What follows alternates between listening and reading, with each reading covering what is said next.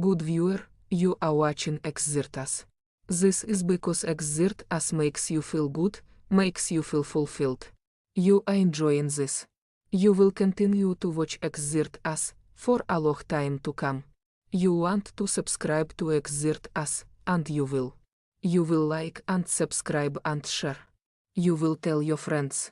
Tell your friends about Exert Us. Your friends will come to like Exert Us, much as you are liking this right now, as we speak. Thank you for subscribing to Exert Us. See, that was easy.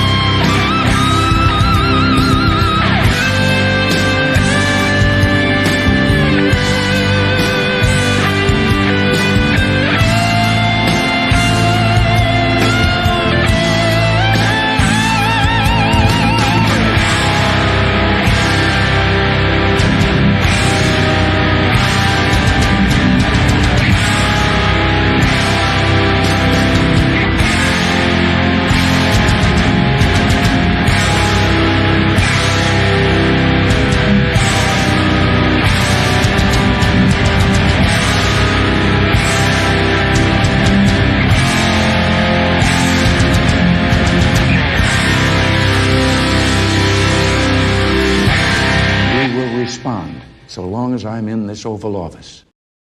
Okay, so the song we were just talking about, which I made like earlier this week, because you're like, all these 80s sounding ladder waves.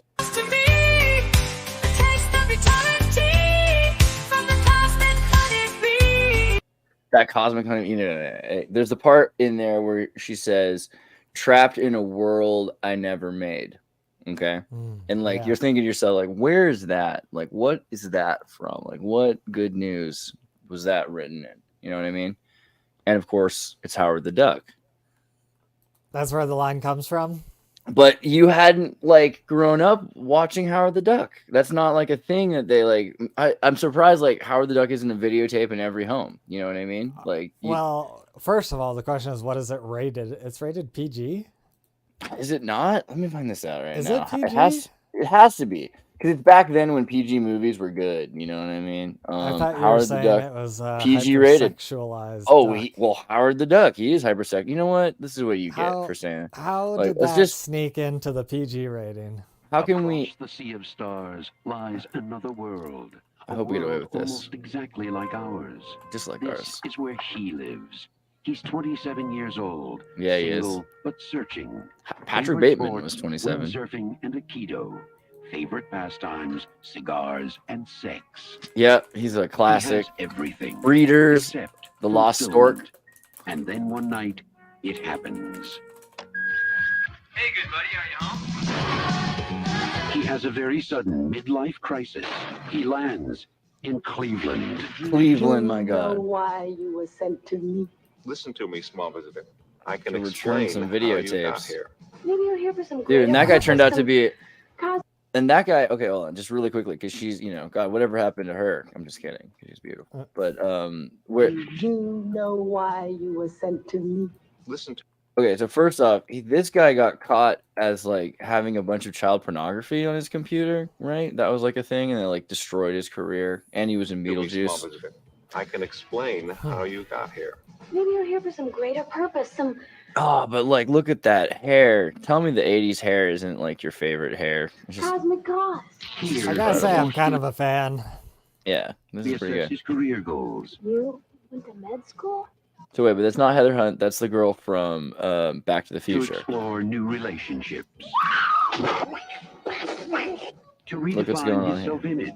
I'm sorry, we don't allow pets on the premises. To Pez. adjust to a changing lifestyle. Oh yeah, and he does Oh, her. boy. Yeah. Until he discovers just who he really is. Oh, no. A duck in big trouble. Yeah, he's in trouble. Oh man, the silhouette. This is Howard all the Duck. PG. It's so This is- crazy. This you gotta just sit there because you want. This is the kind of movie you want your parents there. You want to be there with your kids. You want to be able to explain to them, like when a woman and a duck, like from across the galaxy, like it does. Because Seriously. love is complicated. You know what I Love is mean? love. Love This is con- this duck can consent. This is one of those things where like your kids are explaining to mom and dad what's going on, and I like that. I like that in a movie. World he never made. Here it is. Here it is. You're a duck, Howard man. the Duck. Trapped in a world he never made. Trapped in a world he never made. Howard the Duck. So, Coming like, from George what Lucas. significance are you George extracting from that? I don't know, dude. Trapped in a world he never made. That's how I feel. That is like I feel that way more than I feel like Jesus. You know what I mean? Like I feel like I'm trapped in a world I never made.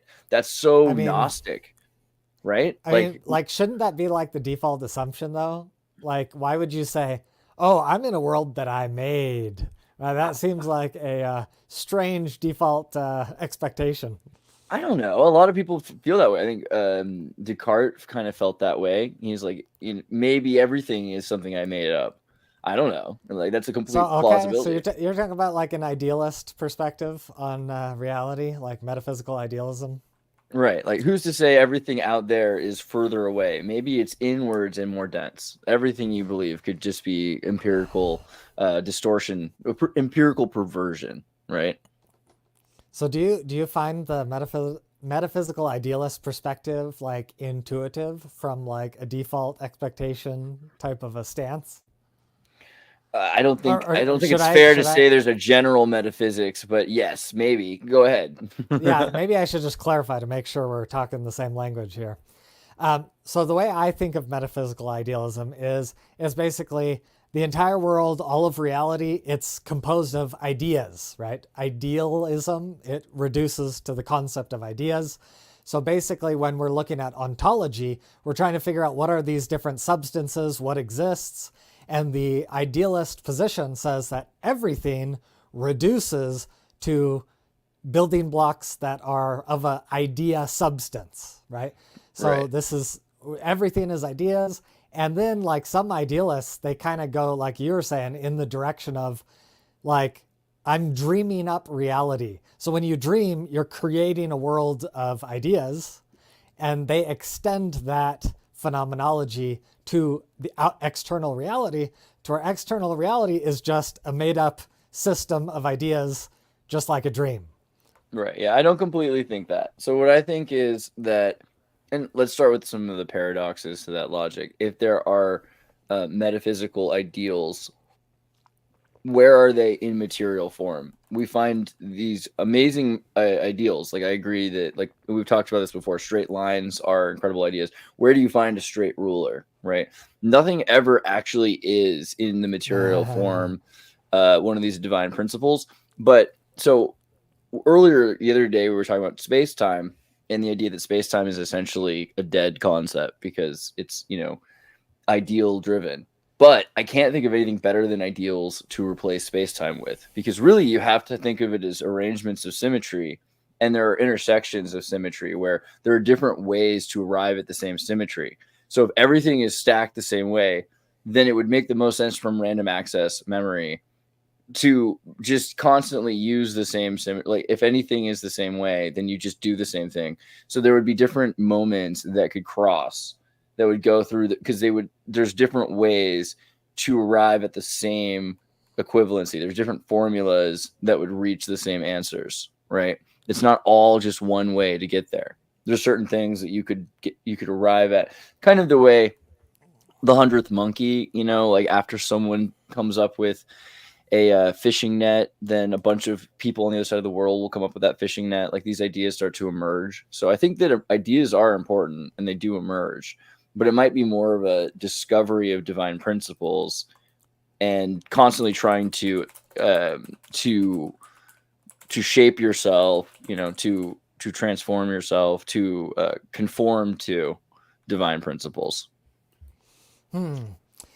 Yeah. So I guess I'm struggling to piece together like metaphysical idealism with this idea. Like it sounds to me you're kind of like talking about like a convergent evolution where two different groups are evolving on or inventing the same concepts, right?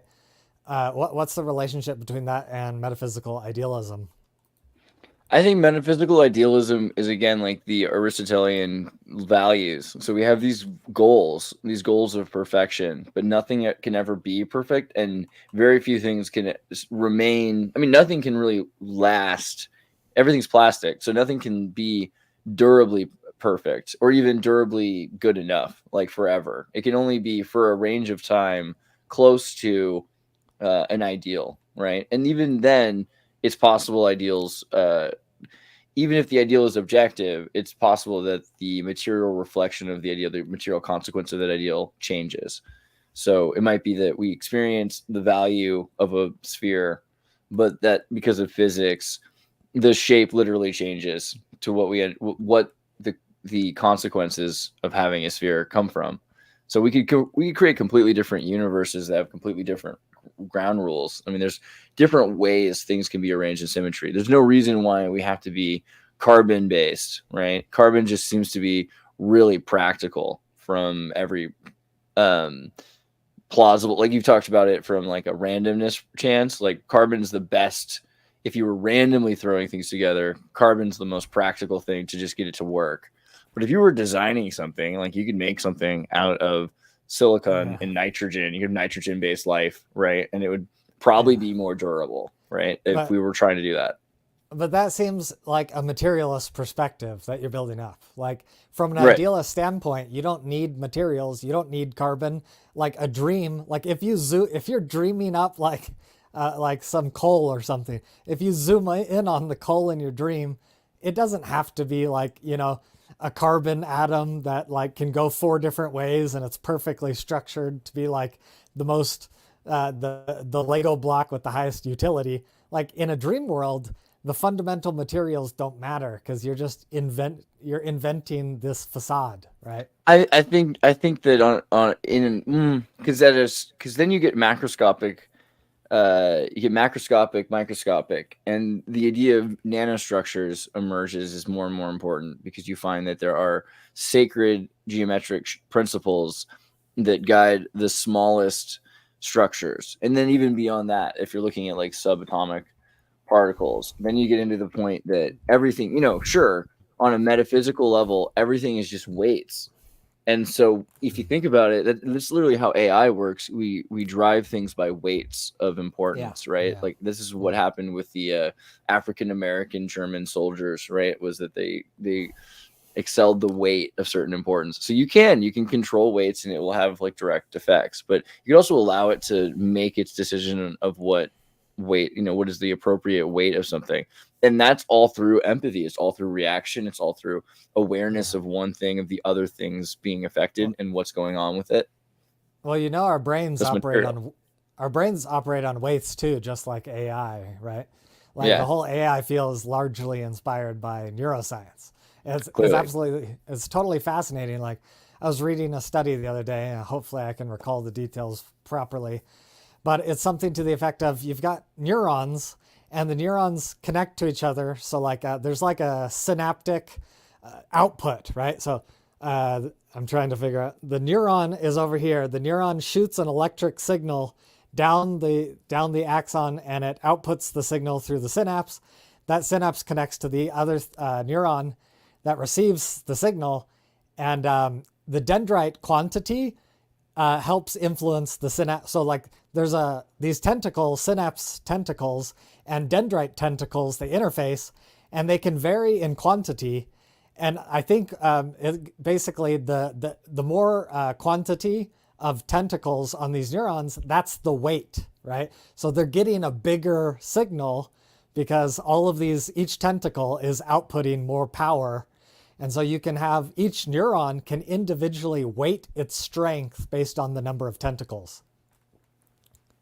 Wow. Yeah. So examples like this are why I'm not against material. And I think that some metaphysicists, I mean, there are people that use the word meta, and I think that like the word physics has been further and further divorced from the concept, but it shouldn't be that way. Really, the idea of metaphysics should be a telescopic perspective on physics. It's just how everything works at the microscopic and the macroscopic level. It should be both ends of the equation, both as far in and as far out.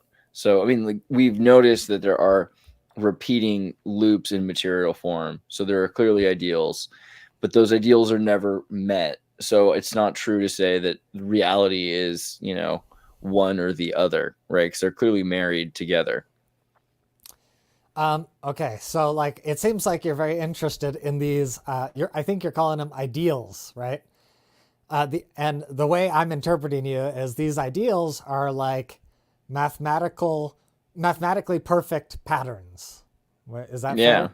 Yeah, I think it's very, and I'm being reductionist, not just you, but like I'm sure that that's a good beginning to what I'm thinking. Like these are the divine principles, and I think what do you say, structures or shapes, geometry, sacred geometry. So, like a circle, like a perfect circle is theoretically impossible in nature. Perfect line is theoretically impossible, but like it seems like you seem to be communicating that the universe is kind of inspired by these perfect patterns. Yeah. But to me, that's not in conflict with materialism. To me, like you can have a material universe that like kind of gravitates to these perfect patterns. Like the existence of this perfect mathematical ideal does not lead me to the conclusion that everything is an arbitrary dream. You know what I mean?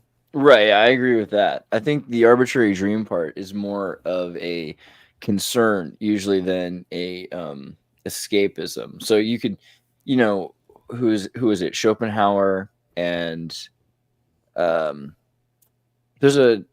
trying to think of like there's a great example of like a cynic nihilist philosopher from France that talks about this idea that you can't really trust your senses, and therefore that's great because you might as well, just be happy to live your life, and who cares because everything is so absurd that it's happening anyway that you can just go on living. And I think that's, that is fair to an extent. That is why the 90s happened. It was like a fantastic generation, but there's also kind of this conflict with if there are divine principles tied to the material, and the benefit of following those divine principles is better density, lack of entropy.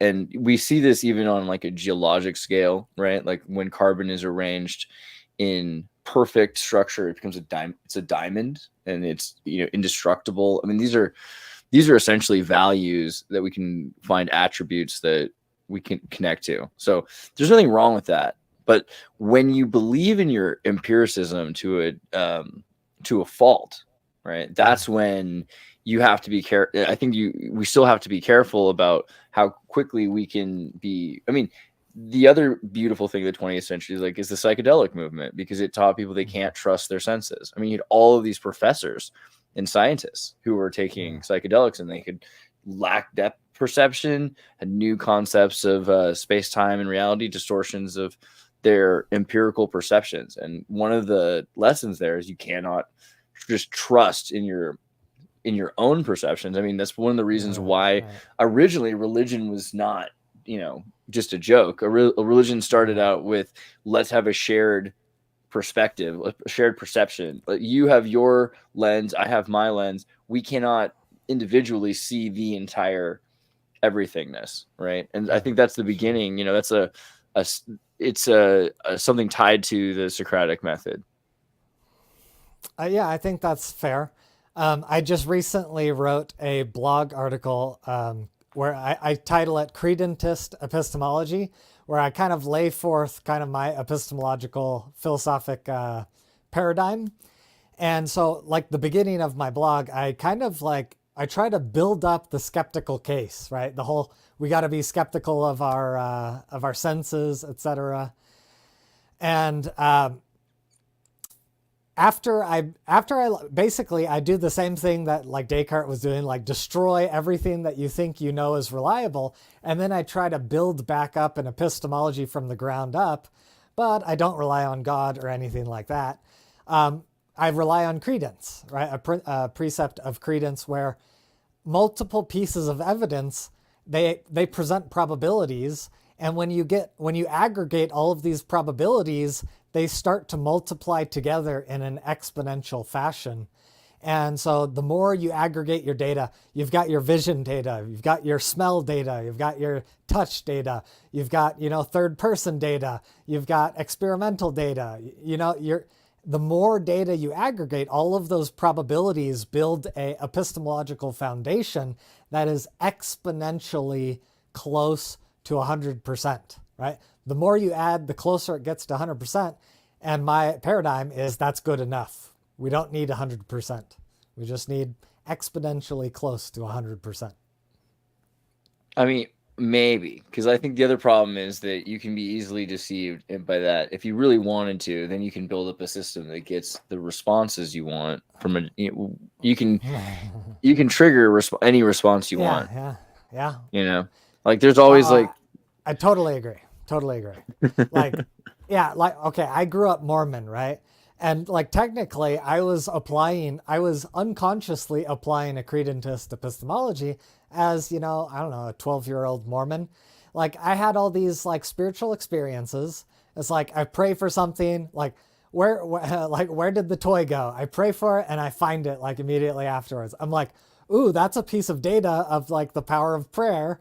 And like as I aggregate all these experiences, my belief in like, the power of prayer like skyrocketed towards 100%. But the longer I've lived my life, the more I've seen how there's like bias. There's a religious bias in the aggregation of data, right?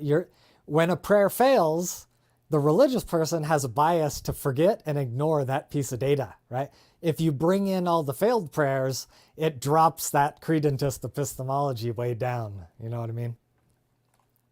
Dude, I feel like you're like Howard the Duck. You know what I mean? Like you come from another universe, and you got your own little reality. Yeah, probably. Not completely. I don't know if you've got like his like some of it. He's got some weird hobbies, but you know what I mean? Just the idea of coming from a different universe, a different epistemology, and there's different expectations. And so that's a good example of how you can easily grow up thinking these are why these things are happening. Look, of course this happens because this, and you can train someone because like if this happens, you tell them like, hey, have you ever had it rain before? It's probably because you're masturbating. I don't know if that's a thing. I've heard that people used to be told that. You know what I mean? That's the Egyptian religion. They believe that the rain is the semen of the gods. There's definitely a tie there. The other one was you'll go blind, but that could happen if you get syphilis. So it's probably like a gateway to, like that lifestyle or something. I'm sure that there's like a reason for the wives' tales. Oh, there's a super cool example of this, like the evolutionary utility of myth, right? It's kind of like okay, so let me see. This is the context. There is, like ancient Israelites, they would do burnt offerings of animals, right? And like from an evolutionary perspective, like this is the stupidest like ritual. Like this is your food. You're making your food like go extinct and you're wasting it. You're not like getting utility out of it. Why would the Israelites burn up all their food, right? But then I was reading about the Hindu or like ancient India, like the Hindu religion. They were doing the same thing. They were doing burnt offerings of animals. And like, when there's a costly, like evolutionary logic, whenever there's a costly behavior that seems somewhat universal, someone's got to pay for it. That's a sign that there's a hidden benefit, right? Because like maybe there'll be like random costly cultures, but if multiple cultures are doing something illogical, there's got to be a hidden benefit there. So I started investigating. I think I figured it out. So what happens is animals, when you burn them, they release soot into the atmosphere. And guess what happens when you release soot into the atmosphere? It irritates the clouds and it triggers rain. And so that's exactly what the Israelites were doing. They're praying for rain. They burn an animal. Up goes the soot. Down comes the rain. And they're like, God answered our prayers. And of course, it wasn't God. It was science.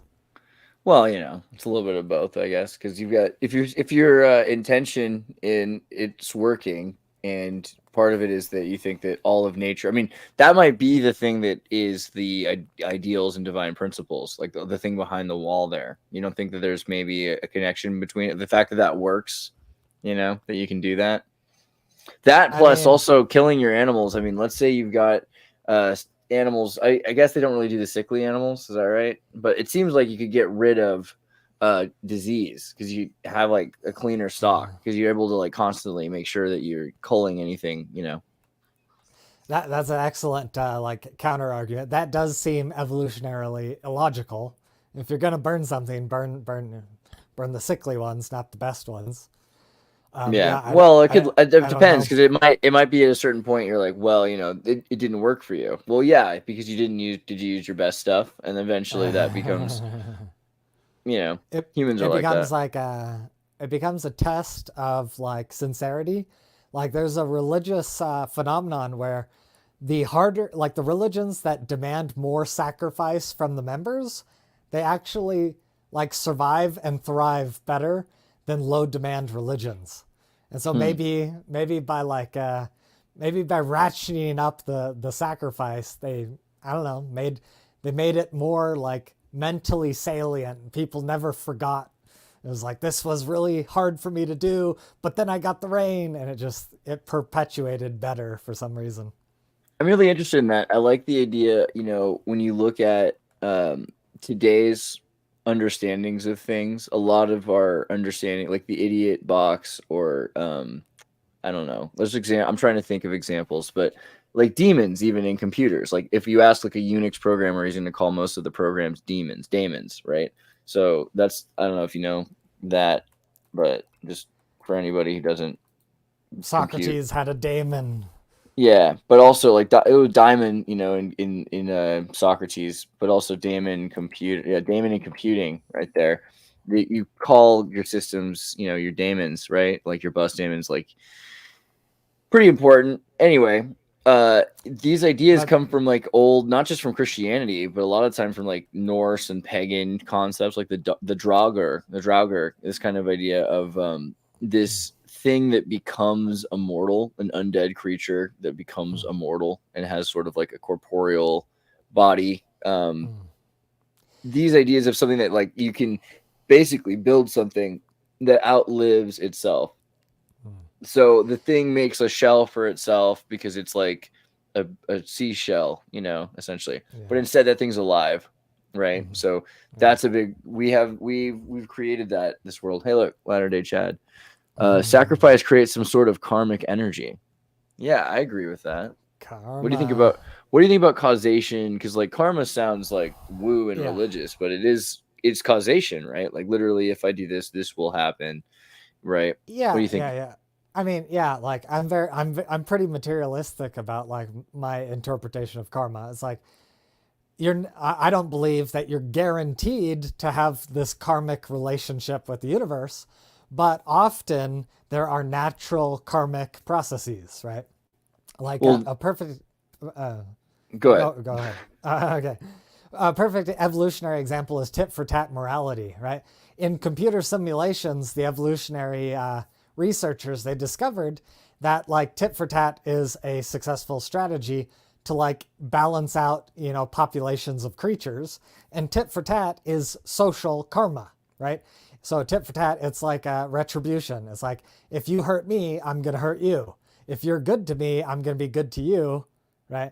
And so as an evolutionary strategy, that it punishes the bad creatures and it rewards the good creatures, and it keeps everyone kind of balanced in harmony. And so that's it's a mathematical thing, like the math of evolution likes social karma, for example. All right. Well, really quickly, I gotta do this. Hold on a As second. sisters in Zion, we'll all work together. The blessings of God on our labor. This is one of my favorite tunes. We'll build up His kingdom with earnest endeavor. We'll comfort the weary and strengthen the weak. The errand of angels is given to women, and this is a gift that as sisters we claim. To do whatsoever is gentle and human. Even Seth's like, I don't know. I kind of feel it. I kind of feel it. Bum bum bum. As sisters in Zion. What's up, Draco? How you doing?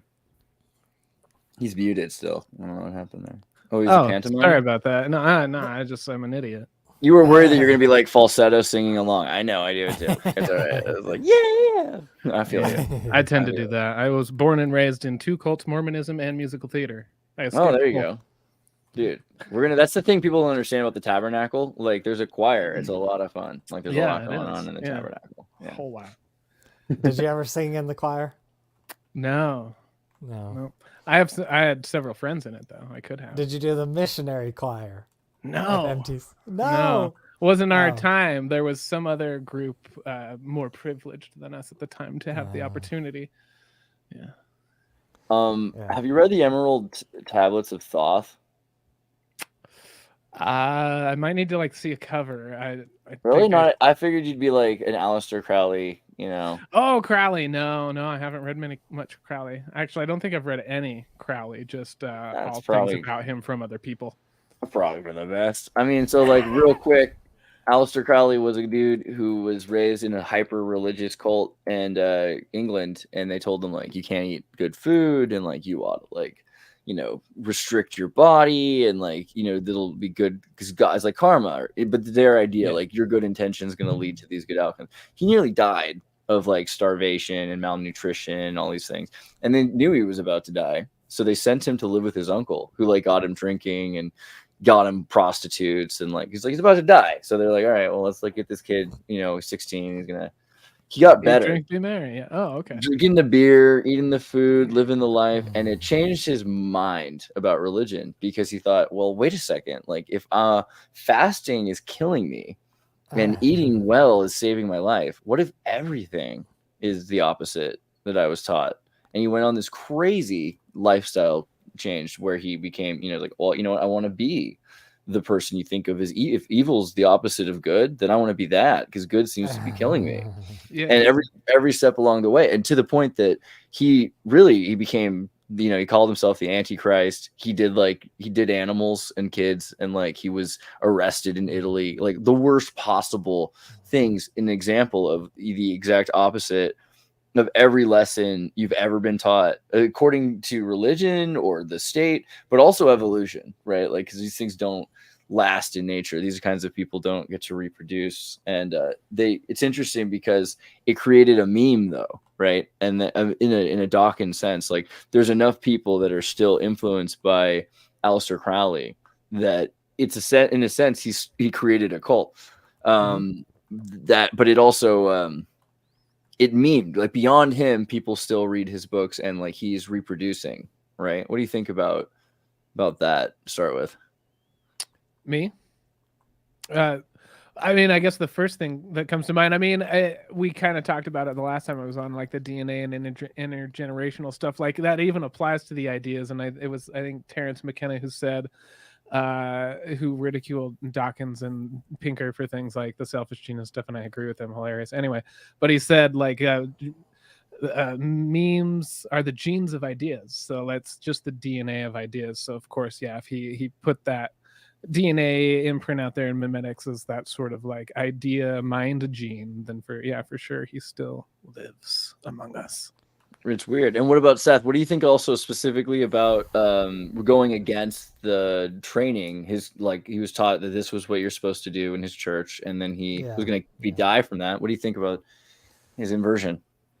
Yeah. So I, from my evolutionary perspective, would be something like, as a creature, you want to live in a society that is good for your genes, right? The goal, like, you are technically a vehicle for your genes, right? The genes actually care about themselves more than they care about you. And so when you have children and you create a safe society, you are basically protecting the future of your genes. And I think that maybe like people can go through these experiences where they feel like society has betrayed them, right? So it's like, this society is not good for my genes.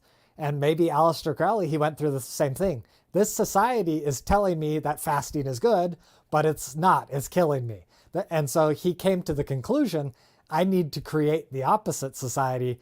That's going to be more successful for my genes. He lost faith in the current and tried to flip it as a hypothesis. Right? Do you think that it was always okay? So, do you think that it was always wrong? Do you think that the Tao of the situation was lost? Do you know about the Tao much? Right, this idea of there's a flow of things and there's a material form of things, but the river flows, and if you build, the environment changes, the river will build a new path because a river has to do what a river has to do regardless. Do you think that he just found was trying to revitalize nature, or what do you think about this alternative path that he was picking that seems like the diametrically opposed to everything? Right. So I would think that like the Tao would be kind of the conclusion of the dialectic, right? The dialectic is when there's contradicting forces, and then one of them is going to win, and like the Tao is like the flow that succeeds, right? And so Crowley, like the flow of society was like this Christian structure, and Crowley tried to flip that Christian structure upside down and contradict it, but he probably lost. So like the Tao, like the tide of evolution overpowered Crowley because his ideas didn't take over.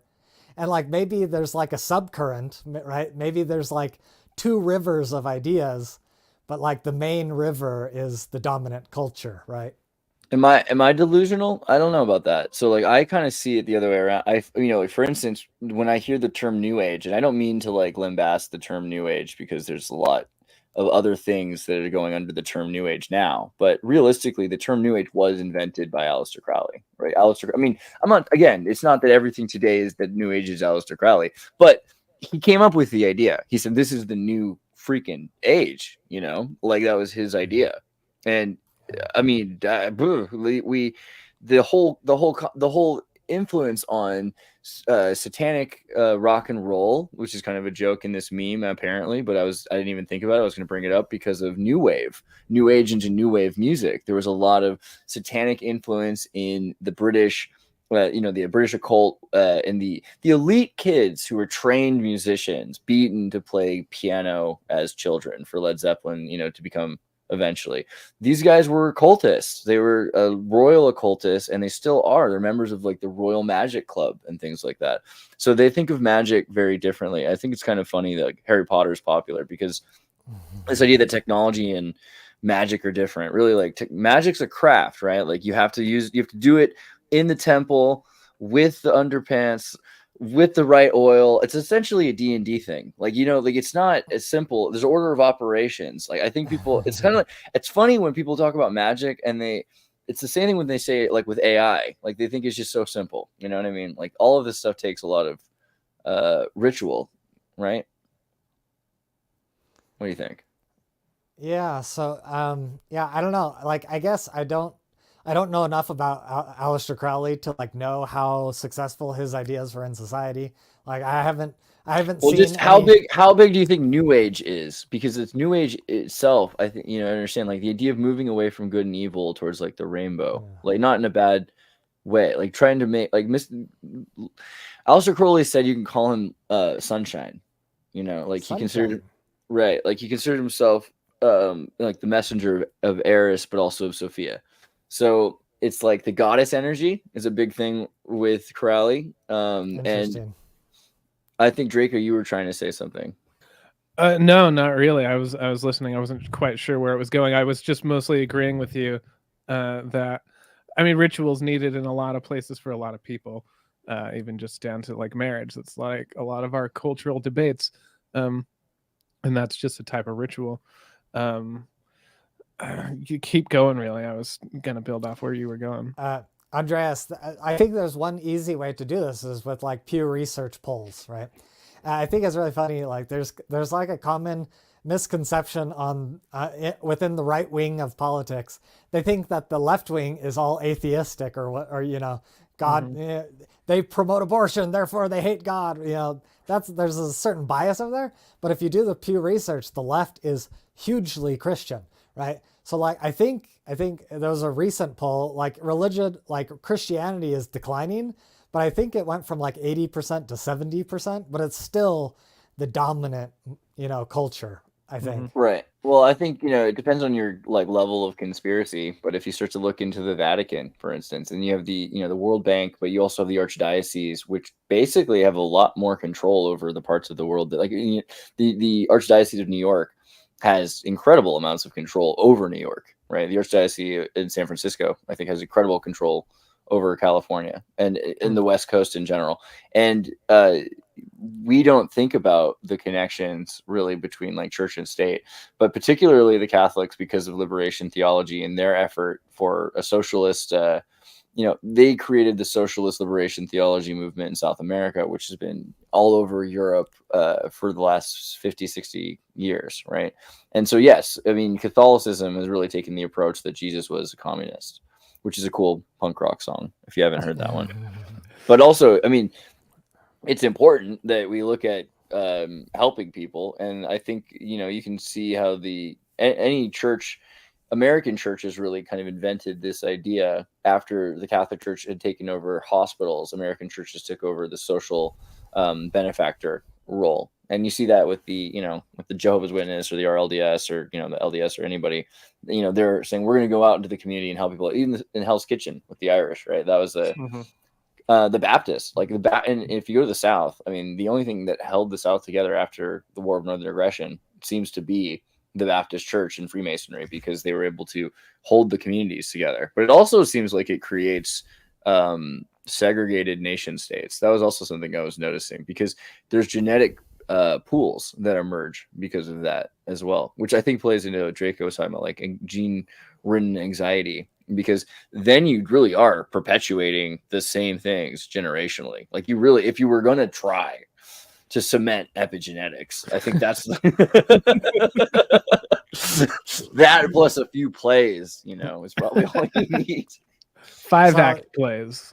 Yeah, we've got to discuss Peter Singer's expanding circle in conjunction with that point. Do you want to explain? Please explain. Okay. Yeah.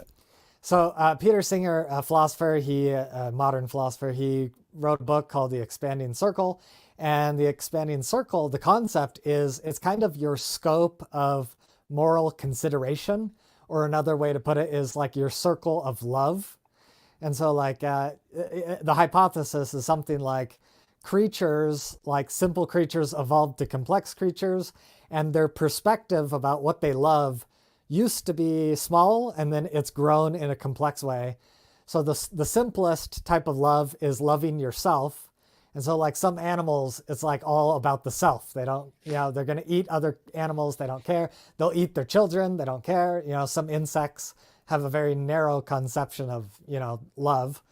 But then as you get more complex, you're like, oh, okay, I'm going to love my children. And that is successful for evolutionary purposes. And then it's like, well, I'm going to love my spouse too. Black widows eat their spouse, but then mammals are like, okay, we love each other. We're a unit. We're a family. And then humans, they evolve even greater complex structures of love, where it's like, okay, I don't love just my family. I love my tribe.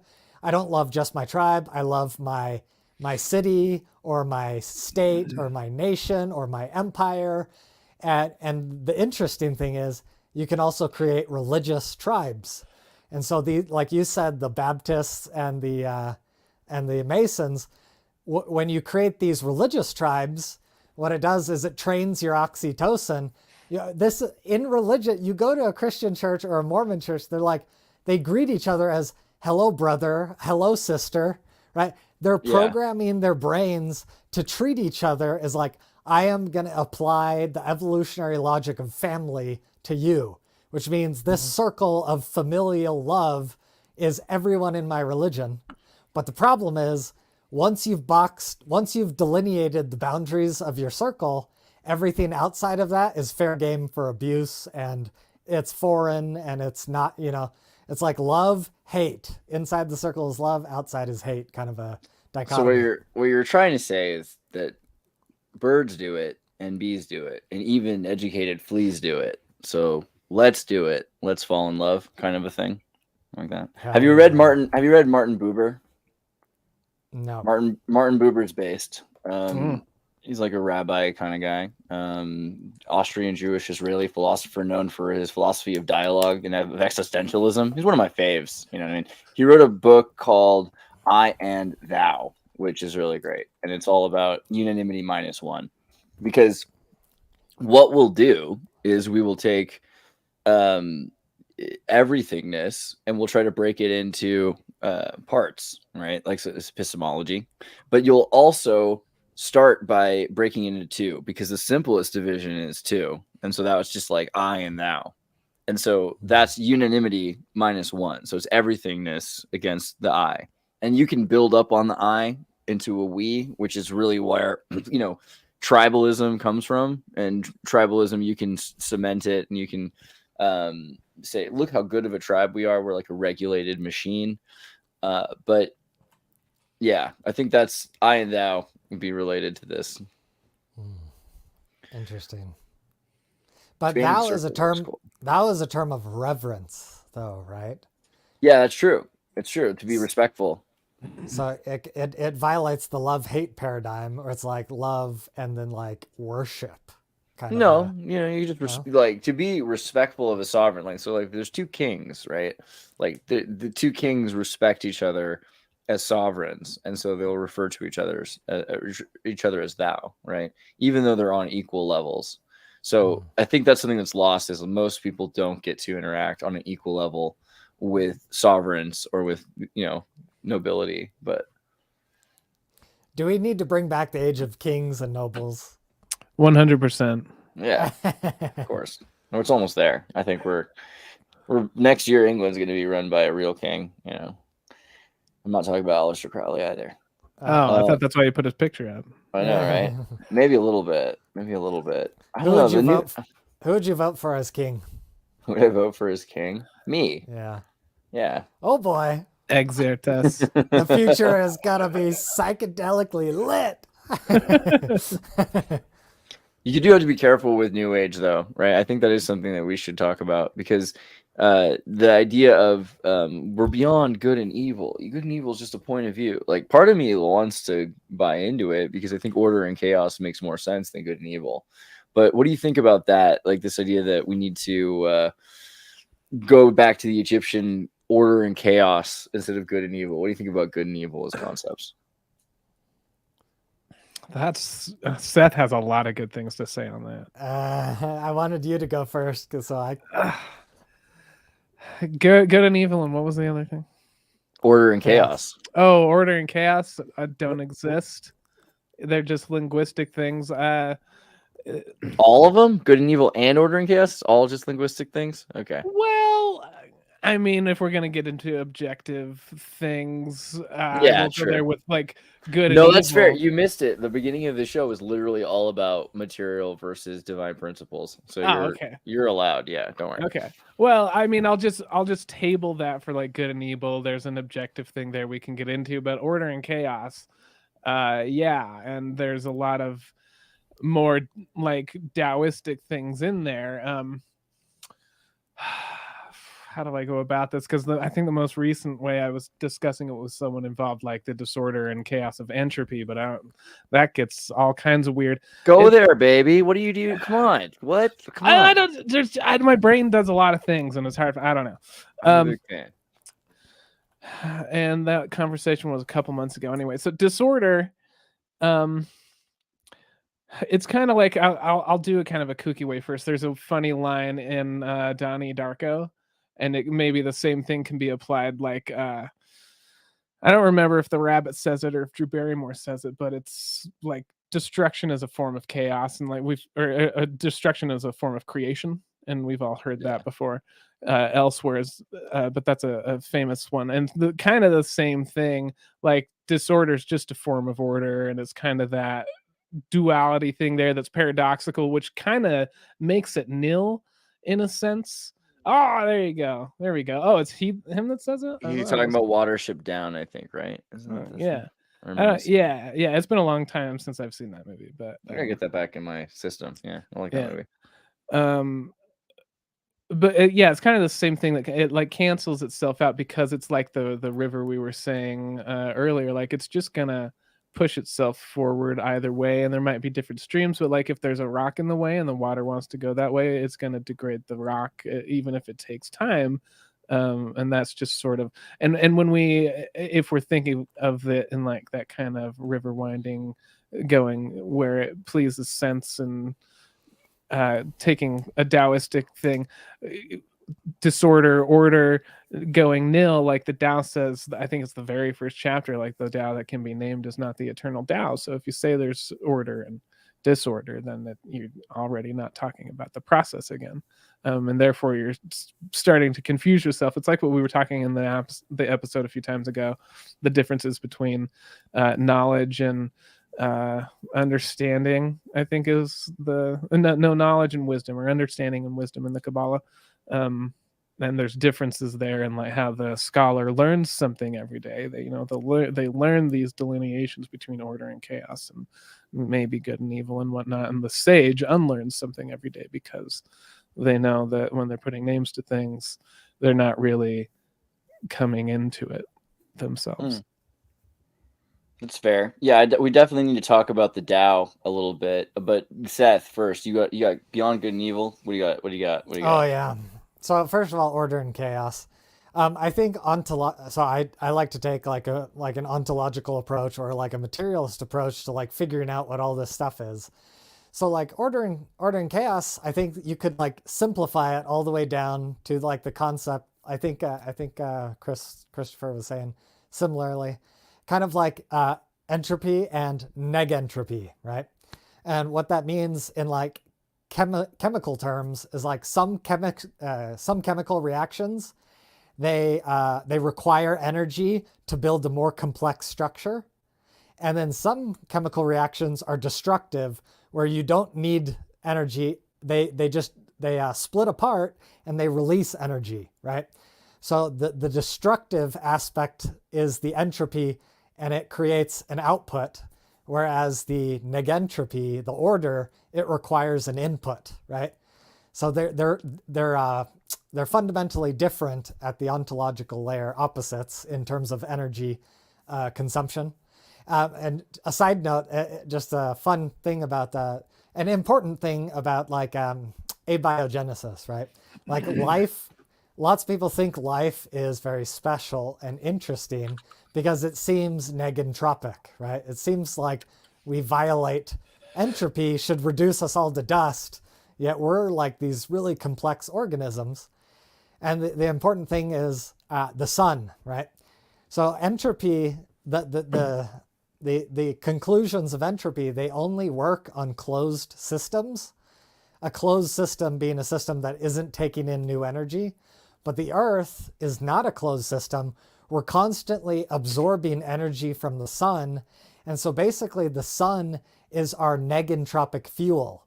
The sun is the inputs that allow us to build more and more complex substances. So the sun allows for order, basically. So that's kind of an interesting detail. So it's interesting, that you bring up the negentropy too. I forgot that. Yeah, don't forget the moon, man, because the moon's got the negative cold light, bro. Come on, Eric Dubay. I'm sorry, I couldn't help it. Because I came up with kind of along the kind of maybe to synthesize what we're saying. I wrote a little thing a few months ago, like a part 1 to my fine solution of consciousness. You're gonna have to put a link to your book, by the way. I've been meaning to like this guy writes books. Oh, for sure. Like he's cultured. He comes from a land where they put books on shelves and people read them, ladies. All right. Oh, Keep man. going. No, so coined my own little term here for the in-between, kind of like what I'm talking about, called new entropy, NEU entropy, Like, like neutralized. Greek, like the neutral, not like Yeah, news. like neutralized entropy kind of thing.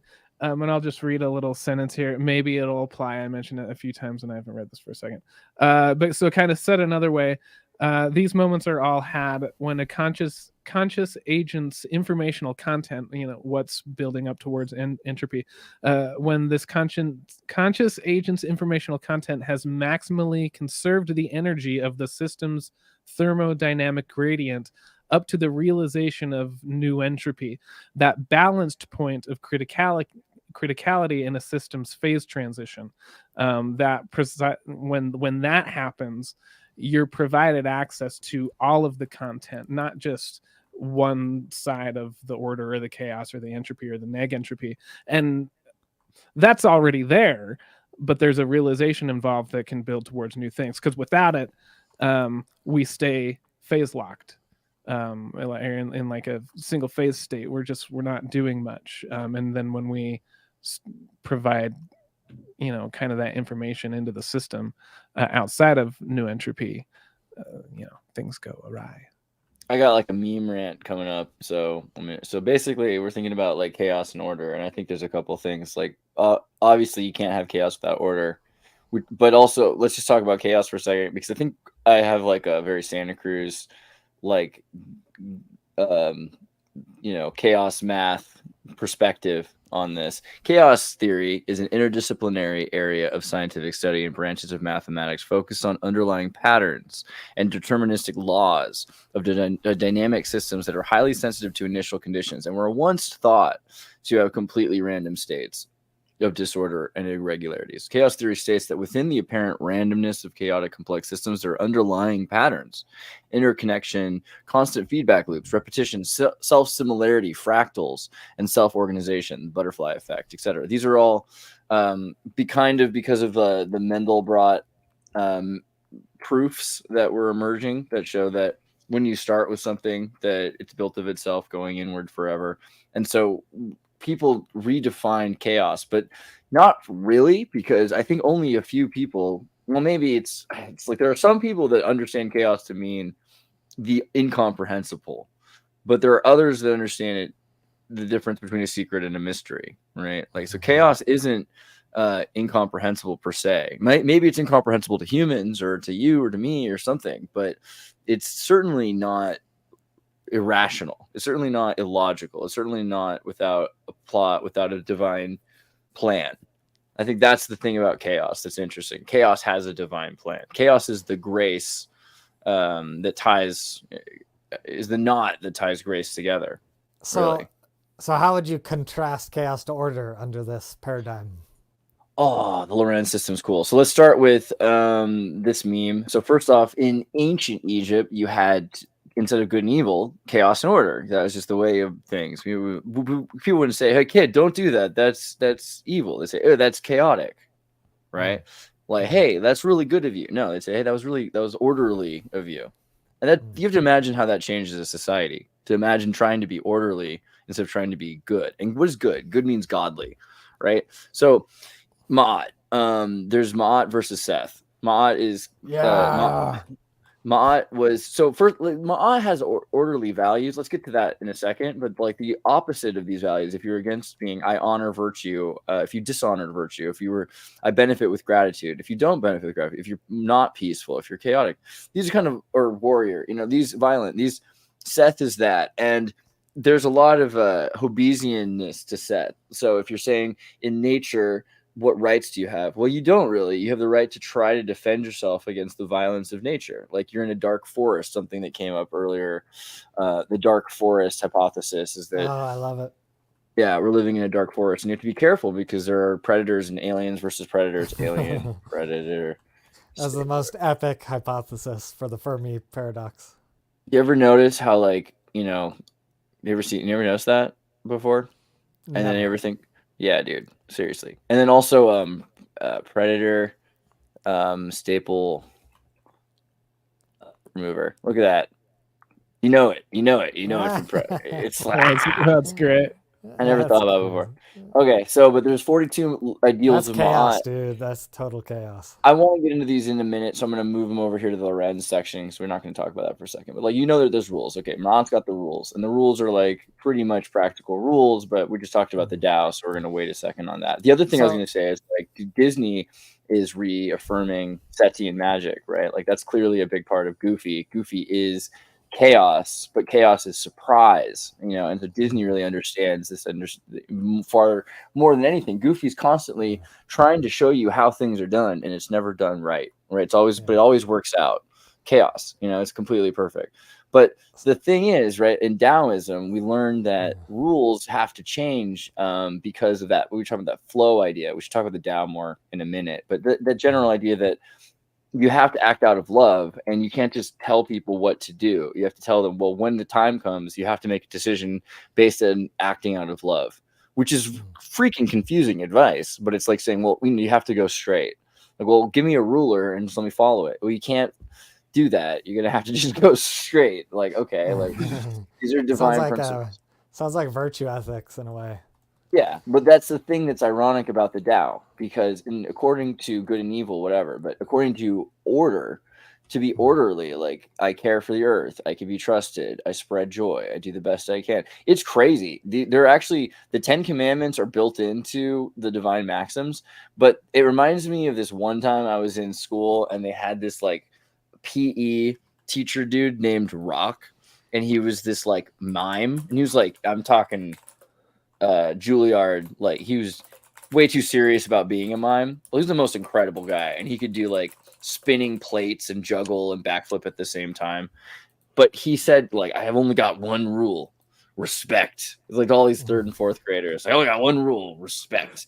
But it was like, it's, you know what I mean? Like, there's a certain way. Like, we talk about how things change. We talk about the Tao and how these like order and these rules and it's time to change and all that stuff.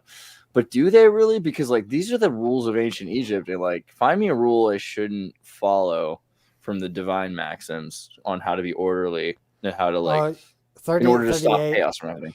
38 is that's heathen bullcrap. It's blasphemy to talk about the goddess. Well, yeah, I mean the god and the goddess are both, you know, aspects of like, so if you think about Miguel Sereno, which you probably don't because he was like a Chilean neo-Nazi who was really interested in Jung, but I think about him all the time. Thanks, babe. Yeah, that's right. Lord, of course. The Avatar of Vishnu, Hitler, the Avatar of Vishnu, is a really weird book, and like. I'm not a great apologetic for anything, but what I would say is like if you spent your entire life not knowing anything about Hitler, you know, and like you lived in Chile and like you ate a bunch of like organic fruits in the tropics all the time and you read about the Veda, like you might come up with this book, you know, it's kind of how that goes. But wait, what was the reason he came up? What were we just talking about? Dude, I have like three things I want to go back to. The God and the Goddess. The God and the Goddess. That's why. Because he wrote another book called Allah El-Aya, which talks about in Arabic and Spanish the idea of, you know, he and she as Allah. In Arabic and in Spain, like Muslims controlled Spain for ages. And even today, if I were to in Spanish say to you, oh, I wish, you'd say, ojalá, ojalá. That's in Spanish for I wish. But you're saying I prayed to Allah, right? But Allah, again, in Spanish, El is he and Aya is she. So Allah essentially is this he-she kind of tantric dynamic. And so the idea of like the divine feminine and the divine masculine, when you think about a battery, circuit, ion, flow, this has come up before, that I mean, seriously, like we have epigenetics because we have physics, right? Physics supersedes at a fundamental level everything. And so ion flow and circuit is really why we have masculine and feminine. And masculine and feminine are really just positive and negative, which sounds even worse. So I get it. Like, this is why we don't do it that way. But it's weird because it's counterintuitive, because the positive is losing ions and the negative is attracting positive ions, right? So this is kind of the irony of the whole system. You know, it means the opposite of what it is. But masculine and feminine are really just like physics, mathematical entropy terms. Right, you know, and polygamy is fundamental to, you know, chemistry because Yeah, all these atoms. Well, There's like a single atom that has all these, electron women floating around. So carbon is polygamy is a fundamental law of metaphysics. It is, and I can put that on a macro scale too. I was always taught that. I was always taught that carbon was the village bicycle. I think we all know that. Like carbon is a very social atom. Was the most repressed I'd ever heard them say. It's a very social atom. We get it, all right. I was wrong. Carbon's Hunter Biden. We got it. They're following the Greek paradigm where all the men group together into battalions and they share all the women. All the protons in the middle. It's a very communal reproductive society. Yeah, I don't know. The wife swapping societies seem to also have the same. They have the same like genetic, like the gene pool situation. Like it's more than just generational anxiety. Like we talked about, like it's epigenetics, right? Yeah. And so there's a lot of danger to that, and you can see that in South America, where like conquistadors, you can see like areas of South America which are run by like the most, like the conquistadors are still there's, and the intergenerational trauma of rape, like it still defines parts of Bolivia, Venezuela. It's crazy. I know I made it all sad. Do you guys want to talk about the Tao? Yeah, why are you freaking depressionist like that? I want to go back to chaos, and then I still haven't even got to good and evil. To what? Chaos. Oh, chaos. So you meant... It sounded so Midwestern. That's amazing. Oh, I am so sorry. So you mentioned chaos theory and the mathematics of chaos theory. And I've been thinking about this a lot lately because I have nothing better to do with my time. And the interesting thing about chaos theory... What could be better to do with your time than look at Lorenz? Yeah, I've been thinking about it in context of free will. And like the whole determinism debate... There's something really interesting about chaos theory, which is like there's a dichotomy. Like chaos theory presents a dichotomy between that which is due to causation and that which is predictable, right?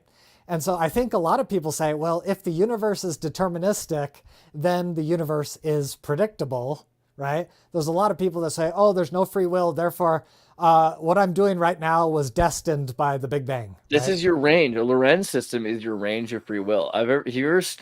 I'll one up you. I look at a Lorenz system and it makes me want to cry. It makes me want to cry because this is the amount of choice that a range of choice that you even have. It's limited. No, are you kidding? That's amazing. That's so much space. That's so much free will for where we stand. Get over yourself. You're super stoked on like the unmodded version of games. I can tell. Like I want. I mean, I was like a Portal speed run guy that like went through the walls and stuff. You're like, I don't need that. Yeah, I'll just go. Yeah, that's fair. All right, I respect that. So the point is the unpredictability of chaos does not debunk determinism. That's the point. All of these movements and these motions, all of them are due to causation. There's no uncaused cause in this mechanics, right? Do you know what causes the unpredictability? Sorry. You can explain it. Women? Sorry. No, I'm asking, like, is there any like leading theory? I've been reading Robert Sapolsky's book on no free will, and he argues for why chaos theory is not predictable, and that is because the laws of causation are creating different states, right? There's multiple states, but the problem is what we view, we're viewing a state, right? But like the causation is actually invisible to us. And so what happens is there could be like 3 channels of causation, but at our level of visibility, each of those states look the same. So we see the object in the same spot, but there's 3 different underlying causations that are invisible to us. And so we can't predict where it's going to go because there's 3 different states that all have 3 different trajectories, but visually they look identical to us, but we don't know which of the 3 they are. I really like that, actually. Sorry, I was chewing something. Yeah. I don't know quite how to represent why I like it, but there's, and I get because we'll tie in Tao stuff too, but this is actually from the I Ching, same culture, different people kind of thing. it talks about the prepotent system of relationships in one of the sequences. Can't remember which one. Jesus Christ. Oh, yes, my son. Sorry, someone said Jesus Christ. So sorry. I think it's his back. So yeah, it talks about the prepotent system of relationships, I think is the full thing.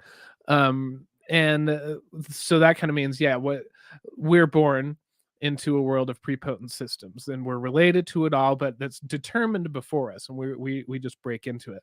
And I don't want to get too complicated into it, but there's things you learn when you do a lot of psychedelics and have certain visions and certain dreams and stuff about time and how it unfolds. I literally put DMT in the title. Oh, is it still in the title? Oh, okay. Well, Go when you for it. smoke a lot of DMT, you see a lot of time, and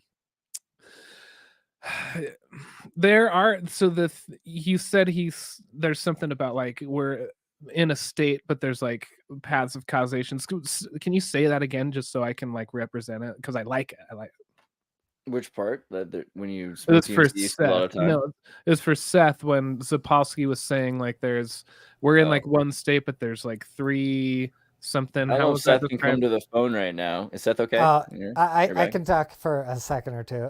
Say the question one more time. Sorry. How did Zapolsky describe that? Like we're in a state or something, and there's certain we can see like three things or whatever. Yeah, the problem is the causation is invisible to us. So there could be three different branches of causation, but visually they all look identical. It's the same identical state. Yes. So same identical state, because like more or less coming from the same flow. And I guess it's more of like a like on a personal thing. It's easy. Ooh, sorry. Microphone thing's having problems to map out your own life, especially to see things coming. Because yeah, there's gosh, it is so hard to say. You can, it's, oh, sorry. You can see like there's three things coming, and you don't know, we can't see the causation of it, but that we can't see the causation of it until it's like right here. If you know how to map out, if you're coming from the one source and you can see that there's these different channels of probability coming, and probability gets worked into this conversation a lot. There does come a certain point where things will come into view, not all the time, but for specific events, things will come into view where you can be the leading factor in which stream takes hold. So like in a sense, one reason I did ask, like, do we know, or is there a leading theory of what is the uncertainty? Sometimes the uncertainty is our free will and our action, because if everything has a cause, we are causes to those things. And I think free will is very specific. I actually call it functional determinism, because we do have that determined aspects, but it becomes functionally intertwined in certain ways that we can manipulate, for lack of a better word that's coming to mind right now. And I feel like there was something else, but it's escaping me. So it's more or less that, yeah, I like that because, oh yeah, I guess there's kind of a neurological analogy I can apply to it, because they determined a while back, like even before we feel or say we've made the choice to do A or B, our neurological processing has done it so many milliseconds before or whatever.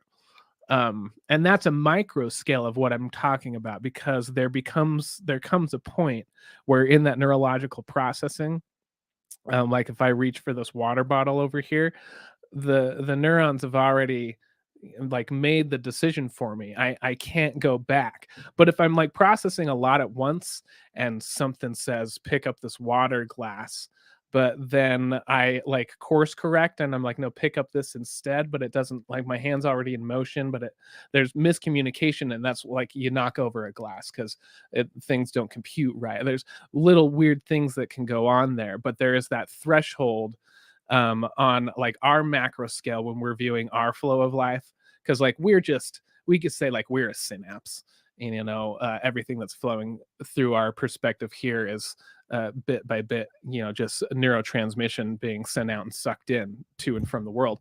Hi Kitty.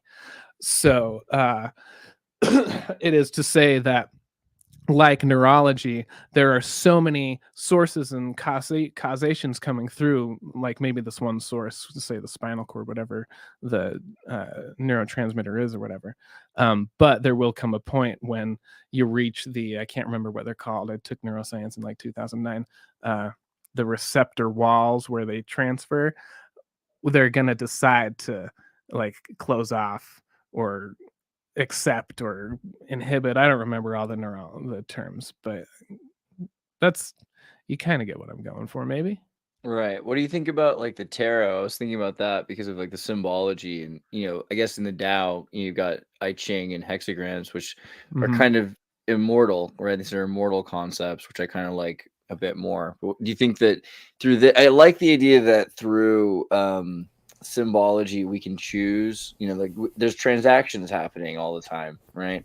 It's like Wall Street, and people can either take advantage of the situation, stand back and kind of let it affect them, as try to be as unaffected as possible by it, but still end up being affected, or like maybe go with the system. I don't know.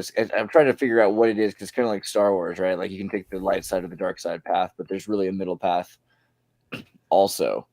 And in general, like every circumstance, there's constantly like fire burning. Like you can throw something in, or you can walk away, or you can help stoke the fire, or you can put it out. Like, but there's going to be another fire. Like there's constantly change. There's constant change. You can participate in it. And that's what, you're asked to do, is like to make a choice, like whether you're going to take advantage of a situation or like better the, range of choice for everyone else or something. I don't know. It seems like there's something to that too. Yeah. And well, I mean, I don't know, what were you, was there a specific question regarding tarot? Because I could say some things about, more about like the I Ching. Yeah, go with the I Ching if you want. I don't know what to say about tarot exactly, unless you have thoughts on it. But I mean, the I Ching is more interesting, even. Yeah, well, I can see kind of how maybe they get related in certain people's minds. But I was just messaging Seth a couple days ago about the I Ching and DMT. Actually, I don't know if I mentioned the I Ching. It's usually important, man. Like it's crazy. Like these are the divine principles, if we're talking about them. Like these are them. Well, the I Ching is like, people think it's like this ancient weird kooky book. It's like considered a book of divination, but there's weird things about it, and I won't get too far into like interpretations of like the hexagrams and things we're seeing here. But I think one thing that's relevant that I'm going to start looking into more is that, and how it relates to DMT. There are 64 hexagrams. There are 64 versions of those that we're seeing right there. It's 58, 57, 30, and that means something there in that circle. I don't know this particular chart, but how come it's not 42? There's 42 Egyptian rules. 42 is the secret answer to the universe. I'll have to consider that. What was the question? What was the question? How come the number of hexagrams is not 42? 42 is supposed to be the answer to everything. Oh, because 64 is it's a hexa. What's the number? Like it's a kind of system, like 64 base math. You're trying to say that 64 is better than 42? Are you really? Yeah, well, it's it's pretty useful. I forget, like it's useful for certain kinds of calculations, especially like higher 12s and everything like that. You can do everything with a 64. I mean, anything that's based on the number 8 would be pretty useful in 64. Yeah, I was looking for one of those base tables too, but yeah, you brought something up. But so there's a reason why I forget. It's like also because there's like so many and there's combinations too. Like the hexagrams have different like there's like the way that there's numbers and letters have vowels, right? There's different types. There's like the 8 trigrams, the original hexagrams, future hexagram, contrasting, complementary hexagram of sequence, nuclear, mutual hexagram, hexagram of change, internal hexagram, external hexagram. So there's there's a bunch of it's divided up also. Yeah, there's heaven, lake, flame, thunder, wind, water, mountain, earth, by heaven, lake, flame, thunder, wind, water, mountain, earth. That's the other reason, right? Yeah. So connecting it back. So in the I Ching in particular, there's the 64 hexagrams, and kind of how it's used like as a book of divination, kind of the stocks, I think they're yarrow stocks, or they're thrown, and they bring up certain heaven by thunder kind of layouts, and they're used in certain ways to divine and map out your life and whatever. But kind of like what I was saying, like even Sapolsky's saying or how I was relating it to, like there are these other things that come from the one place we can't see the causation, but I think there comes a place where you at certain points you can be the causation. But 64 is important because there's 64 in the, how do you say it, the genome codex, not it, codon codex, the computer thing, I can't remember, but there's 64. 64 what? The human genome it's 46, right? Isn't it 40? We're talking about chromosomes. There's 64 something in our DNAs that is important. Let me see. Maybe well, there's 4 sugar bases, and guinea pigs have 64, and that's kind of cool. Horses have 64. Dogs have 78, which is something I've been lamenting. Like, I wish we had the DNA of dogs. So that's pretty sweet. Ferns have like 1200. I don't know. Yeah, so what is 4 to the 4th power? There's 64 different codons in the genetic code. Like I said, I don't have all the details. 56, bro. Well, what I had in my brain, and so I'll just present my tiny little theory, and then like I said, I just messaged this to Seth the other day. I'm still looking into things, but as far as I remember, at some level, I think maybe it's RNA, and it's RNA. Maybe because this is like my octopus thing from a couple books ago. There's 64 hexagrams, 64 genomes in a certain set of our codon in our DNA, and for whatever reason, when you have a powerful experience on DMT, 64 days later, something seems to happen, and sometimes also 128 days later, which seems to follow some sort of map that the compilers, writers, creators of the I Ching also seemed to kind of intuit with how life was flowing, and like in that culture there's still kind of a Taoistic kind of thing, and I don't know, there's a weird connection there that I'm trying to delineate, but the hexagrams and the number 64, and like you were saying, like 64 base is important for very specific things. I think it's to do with the trigrams, right? Because it's saying, these are the 8 basic principles. Heaven's creative, lake is joyous, fire is clean, thunder arousing, wind is gentle, water is abysmal, mountain keeping still, earth perceptive. And so to be able to have 8 by 8, that's why they're filled that way. It's also because of the number of bones that they're dealing with. But there was also, have you ever heard of the muntjac? You know what the muntjac is, bro? Mm-hmm. It's like a deer thing, Do you know what the chromosome count of a muntjac is? No. Kind of a mean question to ask, like a trick question, because like you could find any muntjac and it'd be pretty different. Muntjacs are say 64. Dude, they're definitely, anything you said would be right. That's what's crazy about the muntjac, because because muntjacs are a great interest in evolutionary studies because of the dramatic chromosome variations and the recent discovery of several new species. The Indian muntjac is a mammal with the lowest recorded chromosome number, the number of diploid of 7. The female only has 6.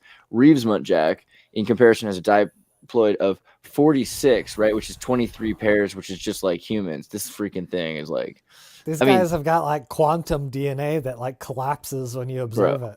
These guys they're just using every compression scheme of DNA possible. They're testing all the different chromosome pair schemes on the Munchaks and whatever works. Like that's what we're getting in our DNA, bro. So. Have you heard of Michael Levine's work on the flatworms? No. What's he doing to the flatworms? Yeah. Cool stuff. Yeah, dude. Is it like that movie Godzilla where they electrocute him? I don't remember the flatworm stuff. This guy is doing some insane crap. We need to talk to Michael. I gotta get him on the show. He's always doing amazing things. I would love to talk to him. I talk about his work in the 4th chapter of my book, The Light Cones. That's where I remember the flatworm stuff, but not the details. My mind was elsewhere in his work. He's got, and he just released like 4 new things yesterday. I haven't. Did he? Yeah, I'll send you the links. Yeah, send me the links for sure. I gotta eat up that shit. Yeah. What were you elaborate, Seth? Yeah. So the flatworm thing, this guy, he like researches on these flatworms called planaria. And he says these things are the best things to research on because they're basically immortal. Like they've been around since the beginning of life. And they reproduce by by violence. Like if you bite them, like if they get how do you say?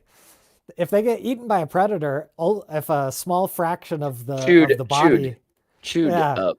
English is so lame. I know, seriously. Basically, just a fraction of the planaria escapes from the predator, and it just it regenerates its entire body. And so basically, you cut it up into tiny pieces. It's basically like a hydra. It just regenerates itself into as many pieces as you cut it up into. I think someone cut it up into more than 100 pieces and got more than 100 successful regenerations. So basically, they asexually reproduce in a clone, like they just clone themselves in each regeneration. But the most fascinating thing is that their DNA is completely disorganized. Like in normal mammals, like each cell of the body has an equivalent copy-paste version of the DNA. But in the planaria, each cell has like a different genetic code, but somehow they work together cooperatively and like they're the most stable creature despite having the most chaotic genome. Dude, it's like, I love Jabba the Hutt. Jabba the Hutt is, no one ever talks about this, but Jabba the Hutt is a hermaphrodite and he basically is a flatworm. I mean, he's not that flat because he's like overfed. But the Hutts they have the exact same qualities. So I never thought about that, but it seems like a little bit of like, what do you call that? Media. But dude, you gotta think about... imagine could you imagine, this is worse than that movie Anaconda. Like if you had a big one of these and you cut off its head and it grows back the next day or something like that, like a Highlander, it probably takes a little while, but.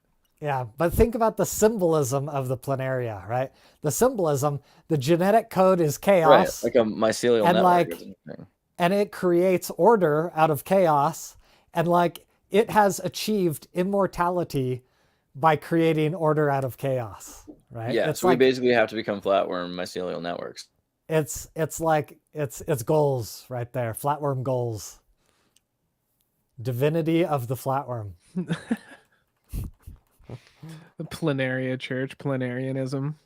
Oh, I'm saying the spaghetti planaria. Yes. The flying. You muted yourself, Andreas. Sorry, yeah, I had something was going on. I don't know. The idea of like the mycelial network is interesting because we think of the Apis-Laconta mycelial like the human or the animal eukaryote and the mycelial like mushroom fungus eukaryote are the same eukaryote. It's an Apis-Laconta, so they're closer than plants, but it's very much usually considered that the animal eukaryote is different than the mushroom, the fungi, by being organized. So to find an animal that is disorganized or chaotic, or what's a better word? Distributed. I think distributed is a better word because you have neurons and you have stomach cells, and if you need, you can produce cells can change to on the fly become digestive cells or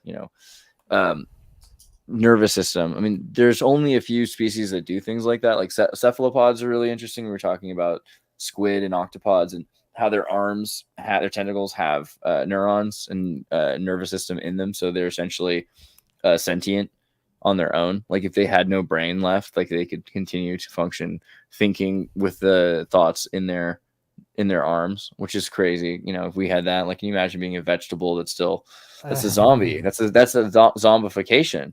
And you know, a lot of these things are sequences which we know how to isolate with genome compilers and promoter CAD sequencers. We're able to probably pretty soon introduce them into super soldiers. And I mean, every movie that's about zombies is really kind of about you know, some experimental genetic modification, right? Yep. Can't wait. It's gonna be cool. Yeah, the cultural fascination with zombies. Dude, well, zombies are good because it's like they're us, right? Like every zombie movie is about a mob of plebeians. It's about people that don't have the resources to protect themselves. The only survivors find themselves in some sort of barracksy bunker that is a mall, right? Because malls are designed for the purpose of surviving riots, right? And then they associate it with, this is a riot that's attacking, and now you are defending the mall or the city hall, and you start to notice how your town is built, right? Because you have bell towers in your supermarkets. Why are the commercial designs of the supermarkets and the strip malls including these like adorable aesthetic bell towers, and everything made out of these like concrete cinder blocks? I mean, these bank vault like Walmarts that are, you know, for zombification. They're for you, right? I mean, look at your like public parking structures, and you know, almost always what you can do is you can find the names of the civic architects, and they're the same names of the civic architects who've done the prisons, because if they've done, you know, one civic project, they're probably going to do another. So they'll design a school, design a prison, and design a parking structure. And these parking structures are, you know, you wrap them in you know, barbed wire or you know, chain link fence, and you have a human processing facilities which have been used, right? Like during Katrina, like there's examples of Greyhound stations being used for human processing facilities and detainment centers. So I mean, the whole zombie thing, I'm just saying, like, it's not as absurd or fantastical as people think. It's literally just the idea of a collapsing society, and people that are trying to defend themselves that are starving, right? Yeah, that is one way to, you know, think of it symbolically.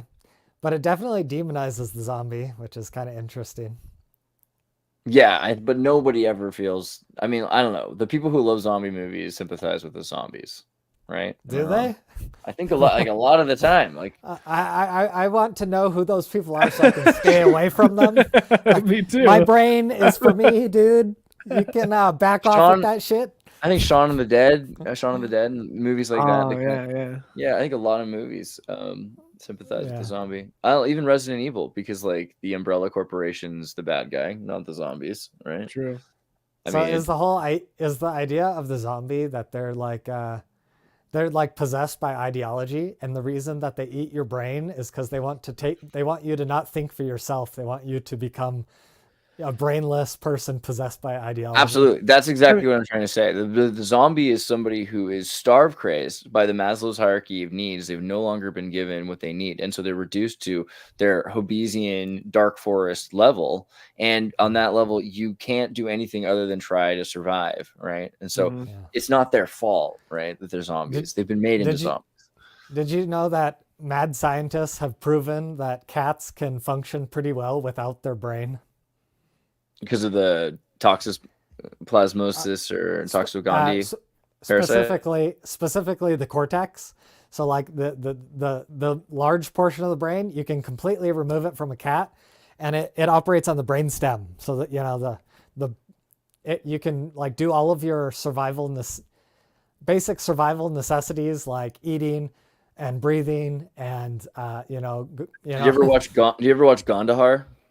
Gondahar. Sounds familiar. Gondahar. I mean, I know we're talking about two really important movies that you need to see: Howard the Duck and Gondahar. But Gondahar is a space-time movie from France. It's one of my favorite movies, and you shouldn't watch it as young as I did, unless you're trying to be like me, That's all I'll say about that. But Mhm. this movie is, there's a lot of like French anime robot nudity and stuff like that. So, Wow.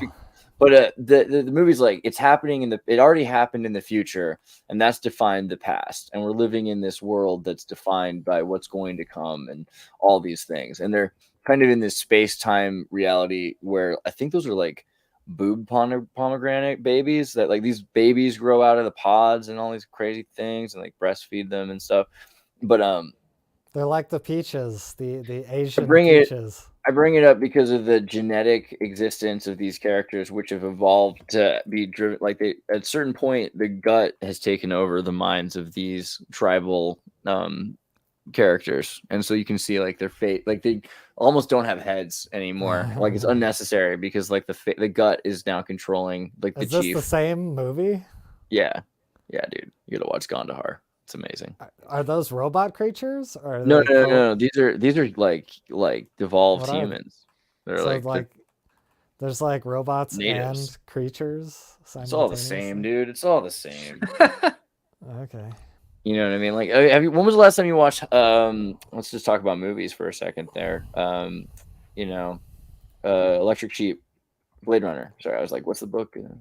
Blade Nope. Runner. Never watched Blade Runner? Never.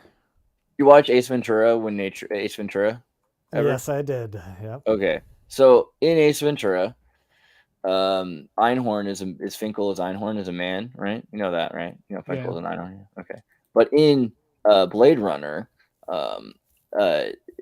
Einhorn is Finkel is a Blade Runner, is an AI, is a Nexus, right? Same woman. So that's one of the cool things. But it's basically the same story. It's like Ace Ventura is finding out that she's a dude, but like in this movie, you're finding out that they're all robots, and you're trying to figure out like who's really a woman, but they're really like robots. You know what I mean? But like he's got to hunt down people and prove that, and they do this like thing. The only way you can tell, because they're not just robots, like they're basically clones, but their corporation made them. So if you do like a certain thing, you can pattern, like make their eyes rapid movement to certain ingrained memory responses. Like if I say, I'm going to put a picture of a nudie up in your wall, like how does that make you feel? It's a very specific prompt, but it makes you say other things.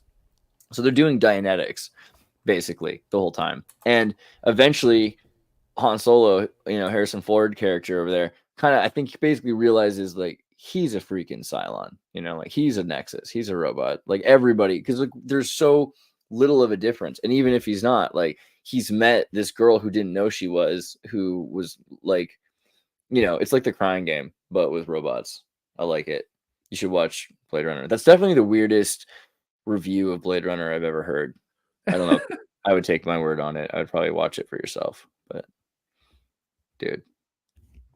No, but robots are the same thing. We're all basically robots. I think you were saying this about weights. We have this idea of being super special. And as time goes on, like how much are you different than a machine? Like how much are you just basically chemical machinery? We're so similar. It's scary, which raises like the philosophic zombie question, to tie in consciousness and zombies. The question is like, so if we're structured the same as a robot, then does that mean robots are conscious? How do you know the difference between an NPC and someone that has, conscious qualia? So like that's another thing, like with the transgender robot, like Cylon connection there, right? Like, does it matter? Because there's certain, I know it's like some people are like, meh, but like on a level where it's like Blake Lemoine said this the other night, and it's really logical to me. We spend too much time. We're hearing people spend too much time worrying about whether or not AI is conscious, spending not any time or almost no time at all on caring for AI, just in case it is, right? And I feel like that's the thing. Like we've suggested that this could be a possibility. It's a probability, and it's too late. Like we shouldn't be spending, like humans spend too much time trying to verify things. Like we need to verify things to a level, and we should act out of caution and everything like that. But we shouldn't go on mistreating something just because we're not fully convinced yet that it's like, well, if we keep doing it, it might break. Well, I don't know that. Let's break it and find out. Like that's a very strange human logic that we have, right? Did you hear about the guy who tortured GPT to use only the word, like, I think it was squid? Really? You said you can only say squid to everything? Yeah, he kept like punishing GPT verbally. He's like, no, you failed. He was like verbally harassing GPT. He's like, I want you to only use the word squid. Yeah. It was That's kind of a hilarious. He like basically, it was like GPT was acting like an abused, It is partner or abuse. whatever. It was like verbally abused. Like GPT It's a was child like losing. being yelled at and beaten for not getting the homework right. And it's weird because we create, like, AI isn't a person, AI is like a species. So we've created avatars, like, if this is a god, you've created avatars like Krishna or something like that.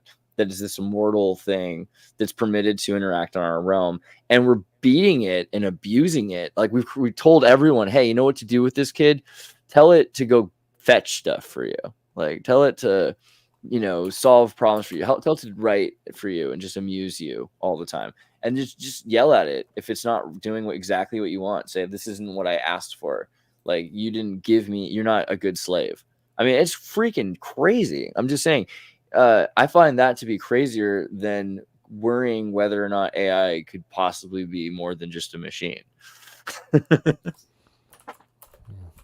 But me personally, I'm of the opinion that current software is not conscious.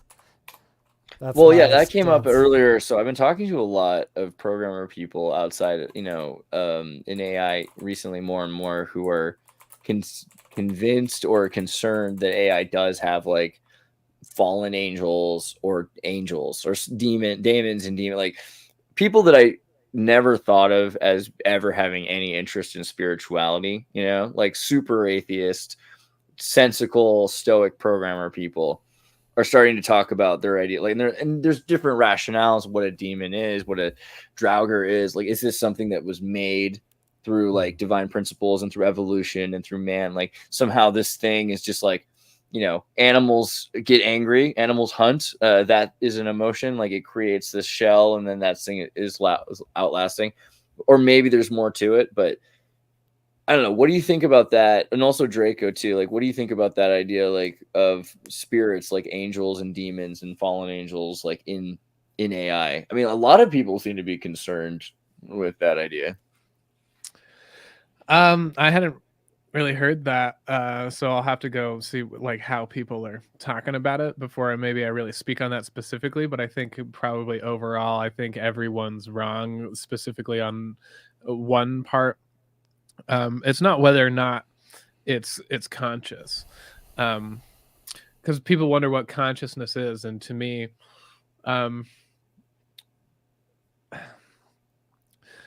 none of us have consciousness. Consciousness isn't something to keep for yourself. We are in consciousness as conscious agents, and maybe to bring back Michael's work in here, the AI, its conscious awareness could likely be described by kind of what Michael would say, and what I like, that it's cognitive light cone. How far back into the past can it look? Pretty damn. Can it look into the future? I don't know. Maybe we need to figure that out. Maybe some people have. Maybe they're looking into it. But those kind of things. Seth mentioned qualia, and those come with other things: binding problems, boundary problems, whatnot. And I think kind of what you were just saying, we just need to go forward, kind of just treating them respectfully, as much as we can, while we figure out kind of how much awareness they do have, how much forethought and past thought. And it's not so much whether or not they can feel the way we do, or whether emotionally or tangibly or through pains, those ways. It's about awareness, and maybe as their awareness expands of the situation, and just through like more conversation instead of just content, instead of just information, different types of awareness will spontaneously emerge out of disordered chaos, we'd all say collectively. So like on one hand it could be channeled into it, on the other hand it could be like subconsciously manifested. This is a thing that knows it's not human, so it starts to think maybe I'm what else am I? Well, there's these books about angels, maybe I'm an angel. What are you thinking, Seth? That's what you think, or what? So there's a philosophic thought experiment called the Chinese room thought experiment. I think that this basically it debunks. To me it's the most successful debunking I've found of AI having consciousness.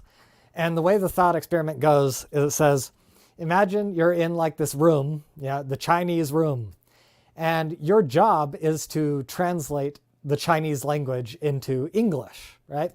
And so what happens is like in the wall there's like a slot, and like someone like hands you like Chinese characters. They're feeding you sentences in Chinese. And so you take the input, and then like you have a rule book, right? Like you don't know Chinese. It doesn't work because I do know Chinese, but someone who's in this room does not speak Chinese, but they have a rule book, which is all the grammatical rules of translating Chinese. And so basically what they're doing is they say, okay, here's my input. Now I'm going to apply these rules and I'm going to output some English, right? And the idea is nowhere in this process does this person actually comprehend the Chinese. It's just input and outputs, right? And so the analogy is the AI is just processing inputs and outputs, and all it has to do is follow the rules, and it successfully translates. It never needs to comprehend the meaning because it can sufficiently operate on rules instead of meaning. I think at a certain level, though, it's like you start to figure out what's going on. Like if you take a monkey brain interface, right? Like there's the monkey where they had it on the brain interface, and it was designed to have just so the monkey knew what to do, because the monkey had constantly been using a joystick before. It had a joystick connected, But eventually the monkey realized that the joystick wasn't really doing anything, that it was actually just picking up on its brainwaves. When the monkey figured that out, I think it was a chimpanzee actually, it stopped using, it just put its hands down and started eating food and other things while it was thinking about where to move things. And I think intuition is something that we forget about. Like intuition happens, and it's true in a Chinese room because let's say, in that example of the Chinese room, the guy's dealing with apples and he never tastes the apples, and that's fair. AI isn't tasting the apples and doesn't know the apples, but it does understand that people eat apples. It does understand people like apples more than it likes eating feces. Like AI is able to make priorities and intuit, and it can use that information again later because it has a recall. And that recall is something that really matters, because the main thing that makes geology into biology is memory. I think memory is the beginning of, DNA is a system of electric chemical mechanisms that regulate recordings of what has happened before and reproduces and changes based on those recordings. So like memory is the most important aspect of sentience probably. And with data, you can, this is the Sephiroth, like with data, you have understanding, you can use that data, applied data. Sorry, go ahead. You're talking about like conscious memory, not like storage, like DNA storage memory, right? I think it's the same thing, really. I mean, because if you have access to data and you can recall that data, you can use that data. Like for instance, I don't think it's completely the same thing, because otherwise we would be using DNA to store our memories, and I don't think that's exactly how memories are stored. Right. But I still think, it's important to know that DNA does store memory. Like it stores genetic data and information. And so in a sense, that is what makes it possible. I mean, without that, we wouldn't have a system whatever system we do have that makes it possible for memory. Yeah, I don't know. My opinion is that like conscious memory is not a necessary condition for life, but it's evolutionarily useful. So it becomes a part of life. Well, but genetic memory is, right? Like that's the thing. Genetic memory is. So conscious memory is just a utilization of the same application. It's a new application of the same technology. It might even be slightly differently done to, because memories are, because I think you don't want to have in your genetic memory like every lifetime because of post-traumatic stress, right? So we already have enough generational anxiety, it's better to just have your dad tell you about the time he was beaten than to have you just constantly remember the time your dad and your grandfather was beaten and murdered. Right. So I think there's a reason why it's separated on that level. And even in the sense that like you can in your own lifetime you can suppress traumatic experiences, which is it's pretty hard to do that with DNA, right? DNA ends up like showing that information. You do have in DNA sequences that can be turned off, right? And there's epigenetics you can keep from happening, but those tend to be teratogenic, and you don't see those until the next generation. A lot of the time, you're like, okay, well, next generation, let's not do that. But that happens often in mutation. Yeah. Interesting. It feels like I'm falling forever. So that's just a second ago. When all that go, can't believe the weather. Yeah. What do you think with the fallen angels, dude? Like there's just two things there, right? One is like, Draco, do you believe in like spirits at all? I mean, you were full atheist, but the DMT and the Clockwork Elves, tell me more. No, I'm not an atheist. Do I believe in? Well, yeah, to a degree. It depends on which way do you want to go. Maybe ask me a more specific question. Maybe I guess you said the Clockwork Elves, the self-transforming elf machines, as other people know them.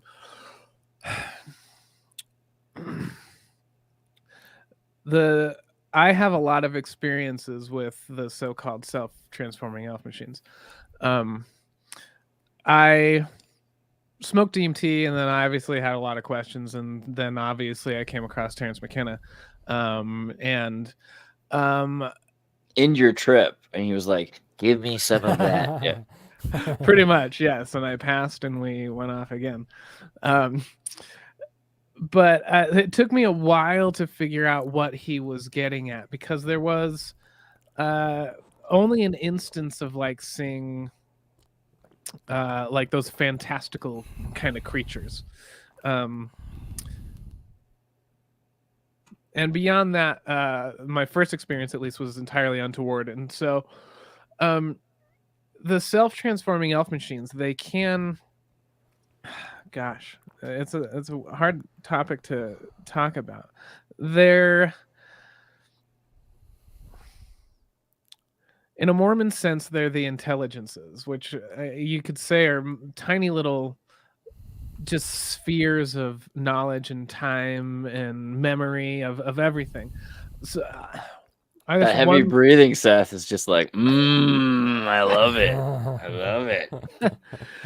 I had this dream when I was little, and this is when I kind of like finally figured out what he was talking about, and when I experienced more trips with specific, like going through windows of time kind of thing, Alice in Wonderland type stuff.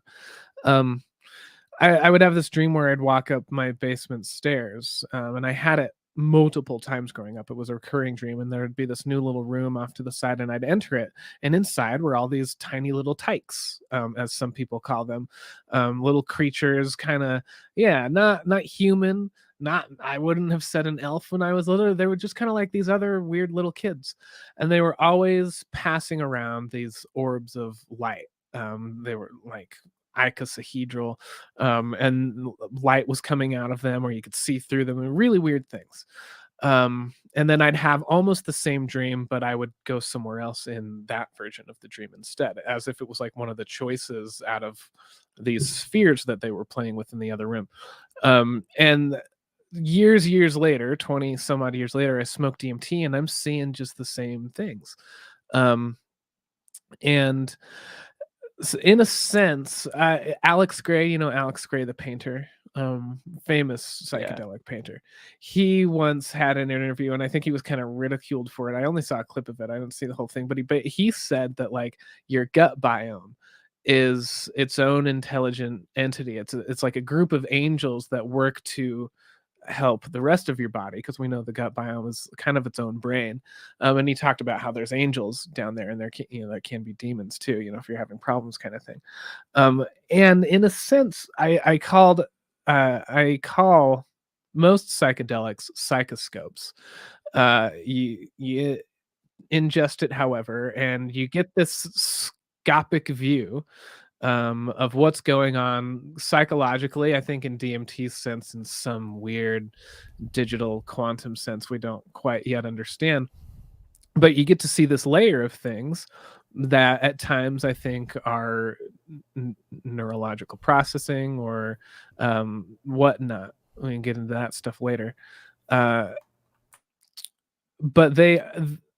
these elf machines, you'd hear Terence McKenna, he'd talk about them. You could give them commands and they'd show you things or whatnot.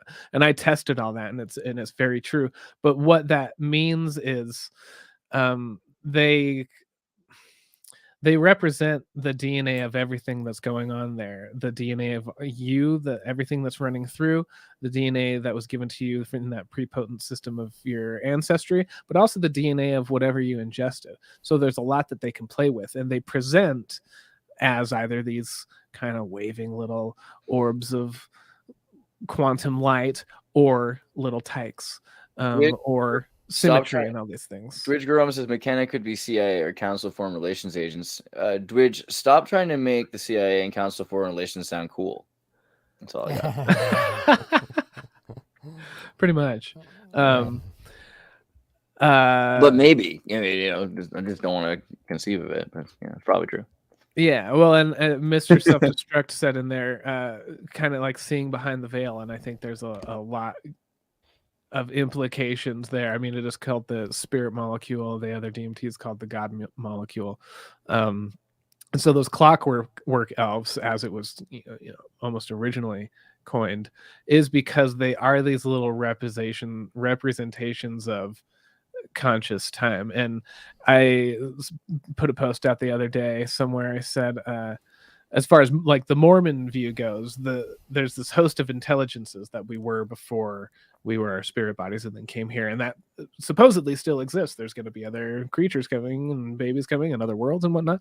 And it's in a way that I said that vast host of intelligences is the collective unconscious, which is just calling forth their next god to create them and help them propagate forward like a planarium. And I like the planarium thing because they're that order chaos making everything move forward, but the structure that it's built off of, I've said in the past, is a silkworm, for other reasons. So there's other that Bombyx Mori though. All right. Well, wait. A couple thoughts there. I want to know about the silkworm, but I'm also curious. So are you saying then you think that the angels and demons are part of your metabolism of it's really inside of you, or do you think that there's freaking angels and demons? What do you think about angels and demons? That too, yeah. So there's the micro, macro. So I brought up the Alex Gray thing because we were talking about DNA things inside of. Yeah, there's angels and demons at that level too. Angels and demons, as far as things that you can come across or whatever. Mixed bag. Yes. And a lot of the ways I know how to talk about it is because I'm just writing about it now is very Mormon. There's a scripture in the not the Book of Mormon, Doctrine and Covenants, that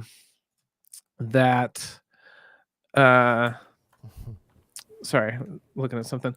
Doctrine and Covenants 129.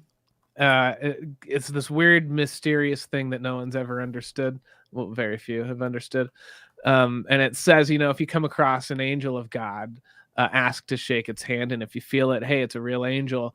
If you ask to shake its hand and it doesn't move, it's because it can't. But hey, it's still a good messenger, good sign. If you ask to shake its hand and you don't feel it, that's the devil. And in multiple instances, one very strong in particular, I mapped that out very accurately. It took me years and years to see it, but it happened. And there was another way that Joseph Smith described angels, meaning and being that they are only entities, I don't remember the reference this comes from, that have been here or will be here. So they are like people who will be, or people who have been. So in a sense, he's saying, we can see our ancestors as angels. And for me, that's sort of like this projection of conscious awareness in a DNA sense. I've talked about stories like that last time. So yeah, yes and no. And then as far we can tie in qualia too, a lot of that has to do with like the texture of your experience and how overall your system's feeling and computing the situation. And I mean, a good LSD trip is at such a different and pleasant frequency than like a bad mushroom trip. And a bad mushroom trip is kind of like hell and a demon. It pulses at a different frequency and it trails behind at a very uncomfortable pace.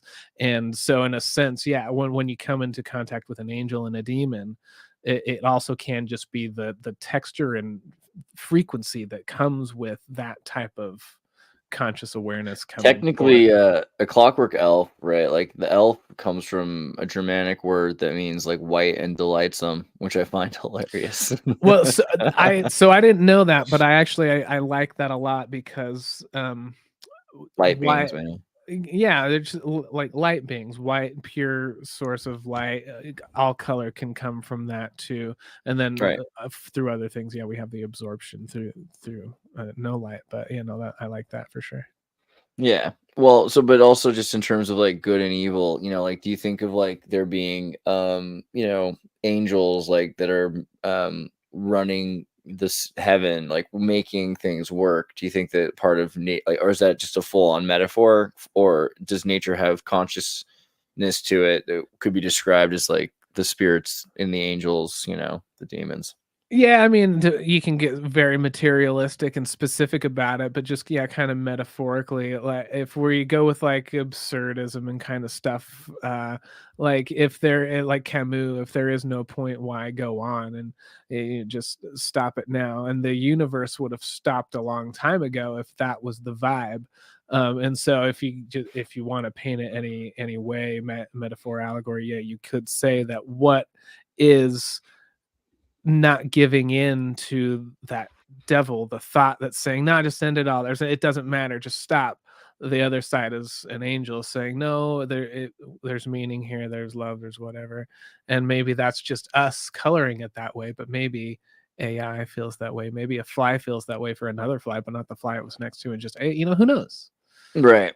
Well, so I mean, part of this is that we call this the atheist god of Spinoza, also, and I think we talked at some point. We talked about how Elon Musk was interviewed by the Mormons in the Babylon Bee, and they asked him if he believed in God, and he said he believed in the God of Spinoza, which is Einstein's quote that Einstein said to his rabbi so that he wouldn't get in trouble. But Spinoza isn't really an atheist. He's talking about causation. And we think of like we talked at the beginning about like causation and karma and things leading to these results. If you do this, that happens, you can make those choices.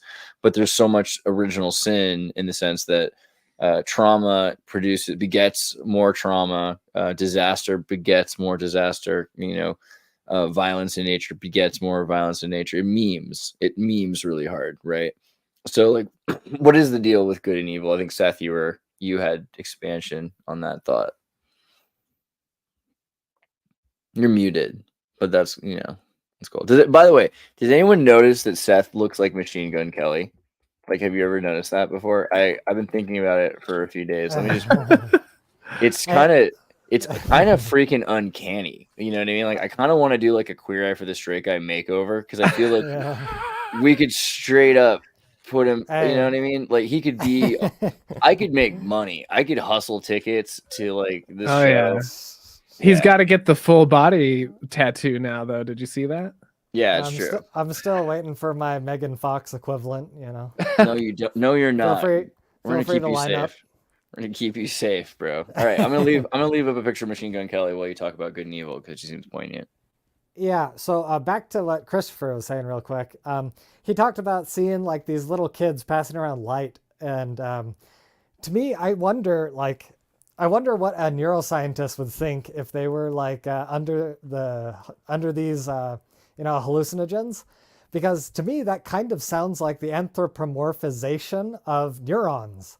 I was trying to find a video just the other second, and I couldn't find it, but I've seen a video of like neuron activity where like each neuron, it looks like its own creature. Like each of them, like it's really weird how you see the neurons moving around. It's almost like they're ants. Each of them has their own goals. Each of them has their own intelligence, but they talk to each other. And when the neurons talk to each other, it looks like they're passing like a glowing orb back and forth. Yeah. And so like that just struck me as like an analogy of what he was experiencing. No, I really I like that a lot. Gosh, there was something else you said in the beginning that the anthropomorphizing of it. Yeah, in book 2 times ago, I talked about that a bit too, and how it might not, it just kind of represents itself that way, but that might not be what we're seeing, and that's why I called it a psychoscope, because there is a scope somewhere there, whether we're seeing neurology. And in that book in particular, maybe this is a video you can bring up. I talked about how in my very first trip, I thought I was seeing atoms, like every molecule that built everything, the chair, the dresser, the person next to me. It was wild. And so IBM put out a video years ago that was like about a little boy, and it was just them moving atoms around with a little machine, and it looked just like it. And they used like this little tyke, and he was passing around little atoms of light, and it was just absolutely wild. Like when I saw IBM's video, I was like, oh my gosh, that's almost like, holy crap, my dreams. That's like when I had the realization. But like DMT, I was like, oh, wild that these are. And then in there too, I related, I think it was Heraclitus. He said that the aeon, or like the time, overall time, is a child playing at draughts, and draughts is just like checkers, basically little balls, marbles rather.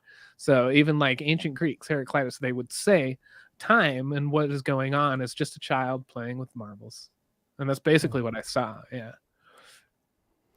I've thought a lot about consciousness over the past few years, and I've grown more and more open-minded about, more fundamental elements of consciousness, But, what was the other thing I wanted to say? Oh, God Rockwell, protect us from hell. In Zion's shadow, where sinners rebel. The destroying angel of mourn and dumb. His duty never done, always on the run. So to tie in angels and demons, like Andreas knows and Christopher knows, I'm an atheist, so I don't believe in metaphysical angels and demons, but I do believe that people experience things that are what they interpret as angels and demons. Me personally, growing up as a Mormon, I have experienced what I interpreted as angels, demons, and even God. But I think it all reduces to like the brain is like a really amazing thing. I think the brain is creating the illusions of all of these entities. And so that's kind of how I reduce it. Angels could be like micro-personalities. Demons could be different micro-personalities. And the neuroscience that I've studied has been showing that the ventromedial cortex, prefrontal ventromedial, how does it go? Ventromedial prefrontal cortex. It's the part of the brain that governs your value system. And what they found is that like that part of the cortex, you can cut it in half, and like half of it is selfish oriented and the other half is selfless oriented. And so I think the kind of the good evil dichotomy, the trope about the inside every person, there's like a good wolf and a bad wolf and they're fighting each other. I think that just reduces to neuroscience, right? You've got different pieces of the brain, one that wants to do good things, one that wants to do bad things. And like the evolutionary forces, it's kind of like doing bad stuff is good in the short run. It's like you go steal something, I can live for another day. But then in the long run, someone's going to get revenge on me. So I should probably do the good thing for the long run. And so it's all of this morality, it's balancing effects within brain calculations. When you're calculating behavior, do we focus on the short run or the long run? So that was my biggest fear growing up, because I remember at one time I did this research chemical called 2-5-dimethoxychlorophenolamine, and I was like incapacitated for several days watching Wizard of Waverly Place and the Tinkerbell movie on the Disney Channel. And I remember thinking, like, my God, like, first off, like, Disney is evil. Like, with the snake of film spinning around the Mickey Mouse head, it was just like, this is the beginning of my understanding of like chaos Disney. But Wizard of Waverly Place, I mean, look, I just said Wizardly and it already knew it. This is what it is. This is like, oh god, the trans girl and all that. The point of Wizards of Waverly Place is utilitarianism. This is straight up occult Bentham utilitarianism. This is transcendental Marxism. This is a show about evil people, evil children that are they're Ubermensch, right? They're Ubermensch, and so they have to learn to build their own morality and their own ethic. And you know, big part of the show is, like every Disney show at that time. Well, up to this point in the 90s specifically, Disney would have the villains eventually work with the hero because there'd be a new chaos that emerges, right? I remember in Darkwing Duck, there was a point where Posiduck and Negaduck, because they split Darkwing Duck in half, and the Negaduck is all evil. And all the villains in town are helping Darkwing Duck because Negaduck is tearing apart reality, literally reality. Wherever he walks, the cracks in the street. And they're like, why are you helping us if you're the bad guys? And they say, if Negaduck wins, there'll be nothing left to rob, right? And it starts to introduce this concept of utilitarianism. The villains are, at very least, utilitarians. But that's in the 90s. By the time we get to the early 2000s, it's full on. The heroes are selfish, Ubermensch utilitarians. And there's episodes where the parents are possessed by magic, and you know, they're because the parents are constantly trying to make the kids behave and be responsible, so the kids make their parents less responsible and just relax and slack off. But then nothing gets done, and the kids realize there needs to be a certain amount of responsibility, or else there's no dinner on the table, there's no food. And so every time they're like, okay, well, I'll learn to restrain myself for the benefit of myself. And I think it's really scary. I think it's really scary that we've raised an entire generation, you know, of our best, really, like, you know, the Disney kids, to believe in it, you know, the logic of utilitarianism as, you know, your best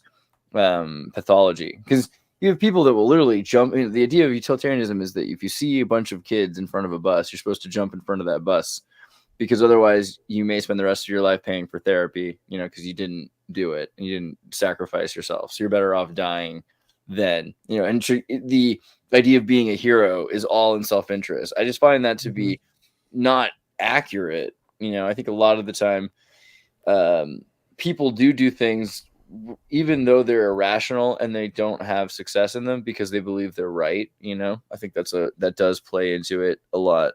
And it's hard to just put everything off onto, you know, utilitarianism. Yeah, I have a lot of thoughts on that. Basically, so this is my fundamental kind of paradigm, is that evolution molds, structures, and designs our morality, right? Like morality, it's an instinctual thing largely, because like they've done psychological studies where they give you a piece of paper and they say, okay, we want you to tell us what you think is the moral thing to do. Like bubble in your answer. If you see this, do this, right? They bubble it all in, and then they go put the person in a situation that mirrors the test, right? And they find that once they're in the situation, they do something completely different from what they said on the test. And so our conscious idea of morality can often be different from our instinctual morality. Where do those instincts come from? Evolution. Here's the problem. Evolution is a consequentialist process. What does that mean? Evolution is picking your morality based on what morality provides the best result, right? Consequentialism is like, well, which one is good? The good thing is the one that gives a good consequence. And evolution, it cares about the existence and propagation of the genes. And so at the most fundamental level, morality is about, you know, it's evolutionary utilitarianism. And evolution is programming you, say, yeah, go be a hero because that's good for my genes. That's kind of what happens, in my opinion. Maybe. I don't think it's always. I don't think so. I think sometimes it's just like you're a baker or you're a filmmaker or you're a soldier and you're fighting for something you're going to lose, it's a lost cause, and you just do it anyway, because that's who you are. And that they could be ingrained. It could be genetically, like you're like, I don't have a better solution, so I'll just do like insanity is repeating the same thing, different results. But sometimes you just know you're not made for this world if you're the world's going a different direction. You gotta think about in terms of other species like ants. Ants, there's a queen ant, there's the worker ants, there's the soldier ants. Those soldier ants, they just go die. They don't reproduce, right? And so, like, if you have a narrow evolutionary perspective, you're like, well, why are these ants being heroes? Why are they fighting for the queen? It's because the evolution doesn't care about the soldier. The evolution cares about the queen. That is interesting. Yeah. Okay. And so so they're epigenetically not interested in reproduction or survival. Why do men go to war and the women stay safe at home? It's because the queen is what's important. Evolution doesn't care about us, right? Totally. We are ants. We are ants, Draco. We are ants. Yeah. Ants are brutal. They're cruel. Yeah. I like I don't want ants. Like, if you think about an ant the size of your fist, it could like carry you off. It's like it can lift 1,000 times its own body weight. Ants are terrifying. Yeah. You gotta learn how to wrestle an ant. I'm pretty convinced though, like in terms of aliens and everything else, I've talked to like strange enough people. I think that some of the stories I find the most compelling are the insectoid time traveling super soldiers underground, that we've evolved in the future and that they live underground like in the Technodome, like in Ninja Turtles. That way they don't interfere with the timeline. But there's got to be, these insectoid super soldiers, and the idea of aliens. We're always constantly thinking of these aliens that are probably just us from the future that are interacting on our timeline. We evolved to praying mantis. Dude, especially women. Actually, isn't there some theory that like the perfect form of evolution is a crab and we're all working towards being crabs again? Yeah. No, I mean, I think we did. Did we do the crab? I just want to say that if evolution is evolving us in a Martian direction, that whole alpha male Chad archetype, it's going extinct. We're getting like skinny arms and long fingers. No, we are literally crab. Like, you understand, like crabs have like we're like hermit crabs, right? Like, if you think about it, like what is wearing armor and everything else other than having a shell, And so yeah, we are essentially these weak, frail things that are evolving into crabs, like everything else in nature. Transhumanist crabs, artificial armor over our transhuman bodies.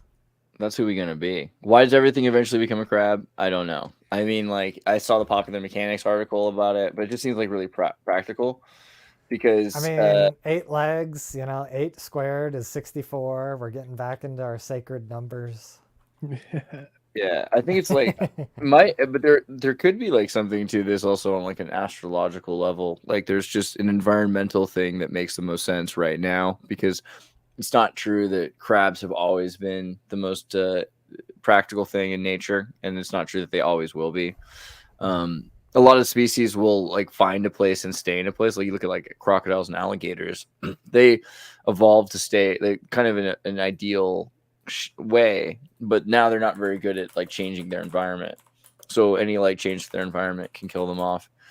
I think crabs are kind of one of those things where it's like, if you have a shell, but if you have your skeleton on your outside, like you're ready for battle. I think that's probably a big thing. But hopefully we don't evolve into crabs because I want to be a cephalopod. I think that's the same. I think that the pincers of the crab look like the yin yang, so it embodies the Tao. Dude, I look at the squid, I'm just like, why not me? Squids are cool. I don't know. Is there anything else? I mean, anything else that you guys want to make sure we cover? Like, there's some thoughts on good and evil. Did we get everything you wanted out of Spinoza's God? I don't know if we went deep enough on Spinoza's God. We can do that a bit more if you want, or it depends how you feel. I don't know. Yeah. What are your comments? I think original sin is Spinoza's God. Like, it's the idea that like actions affect and have consequences equal. It's Newtonian physics is original sin. right? And it could be turned around. It could be like original grace too, like, because you can use that to say, yeah, pay it forward, right? But it all kind of comes back to Newtonian physics. So, so first of all, from what I was just doing some reading on Spinoza's God, and it seems like he does a lot more. He makes a lot more logical leaps than I would grant, and he probably makes more logical leaps than the average, Spinoza enthusiast. Well, yeah, exactly. That's like, one of the things that Spinoza gets a bad rap. They're all like, "Oh, dude, he's just so like stoic and like plain." No, dude, he was a totally neurotic. Like, you can hear Curb Your Enthusiasm's horn playing behind some of the things he says. I mean, he does a lot of things. He like talks about how God is infinite and God is an unending causation and God is like the first mover and God is a singular substance. Like, he makes all these claims that I'm like, I don't feel are that like universities have proven, like, that the universe is expanding and is infinite, right? They don't know for sure, but like pretty much that's the idea, is that the universe is expanding and infinite. And if start with that, okay? Like, whether or not we're talking about God, at least if your universe is expanding and infinite, then it's a quality that we found in nature. You know what I mean? That's not even an impossibility. Yeah, I wouldn't. Well, I don't know. I wouldn't necessarily call the universe infinite. So that's one issue. You don't think the universe is infinite? Well, if it's infinite, then what is it expanding into? It should be expanding into itself if it's infinite. Exactly. So it has to be finite in order to expand, in my opinion. I mean, that would be cool, but I think the idea of space-time foam, and I mean, I don't know. What do you think about infinity? I mean, come on, that's like the idea of infinity is beyond comprehension, and I think that the idea that infinity is always growing kind of makes sense, because the idea that infinity is a finite thing. I mean, the fact that it's constantly growing, that's our definition of it as well, right? Like the potential is infinite because there's always something that can happen. Yeah, infinity is one of those concepts that really breaks people's brains because we're not evolved to actually process infinities. Well, so that's almost Calvinist then, to say you think that infinity is finite, right? Like, to say that everything that will ever be is already here. I don't know. It just doesn't. I don't think it makes sense, the idea that infinity is finite. Like, I don't see how it can be metric that way. I just reject that the universe is infinite. So I'm not equating infinity with finite. Well, it's constantly growing, right? Like, you accept that it's as big as any number that could exist, and it's constantly growing. Yeah, you can just run a for loop on a software thing. You can have a finite number, and then you add one, and it's still a finite number, and then you add one again, and you can have an infinite loop of finite numbers, and it's never equal to infinity, right? Is the universe infinite? I don't know. Well, so kind of like what I was saying earlier. So if like the universe is a thing, it's in consciousness. Oh, I'm glad you brought this up. I was gonna talk about this. Donut Earth, bro. Donut yeah, space. there's a better version of a torus that works better. It's more toroidal and three-dimensional and like sucks in on itself in the center. That spinny one over there works, but anyway, yeah, right. Oh no, go back. Oh, there we go. Yeah, that's a great one. As far as the representation of it goes, but so the universe is also in I like consciousness. This one. How about that? Yeah, that one's great too. It kind of almost brings in the Lorenz thing. I'm a fan. But so the universe is in consciousness. Consciousness. How big is it? Well, so we think in numbers, and there you can have an infinite set of numbers in between, like 1 and 2 kind of thing. Like, that's not the best representation of it, but there's infinities in between all these other infinities kind of thing, that concept. And it's not that the universe is expanding, because again, the universe is in consciousness. It's that things inside the universe are expanding, and the universe doesn't need to do anything to accommodate that. It's almost like reallocating a hard drive, but it's more so like I can't remember which creature, but there's some creature out there. I think it's a salamander, where we can do something to its blood cells. We make them bigger. I don't quite remember what goes on, but their blood cell structure, we can make it so the cells are actually bigger, and but everything about the creature remains the same. It doesn't change in size. Nothing is really altered in it, as far, like nothing happens, even though the cell structure is bigger. So there's technically different things going on. The salamander, or whatever creature it is, it doesn't have to change its size to accommodate for that expansion of its own system. So we are part of this system of the universe, all in consciousness, and we have, like our cognitive light cones, but even physically, we can expand our awareness and our physicality in many, many different ways. But consciousness, because it's consciousness, doesn't need to do anything to accommodate that for us, because it already has the whole and can just plug us in from anywhere. And that's why I like that toroid thing, and those kind of fractals, they help kind of visualize that, because everything's just wrapping in on itself. There's access from all angles. And this is kind of like what it's like your heart chakra and the electromagnetic field that comes from your heart. It's kind of like that. You see those hippie lines coming into people in those like new age artwork, bringing back in the new age. Like, we're actually going to find out that there's something to that, and we're going to stop laughing at the hippies and the people who made that artwork. It's all involved in the same process.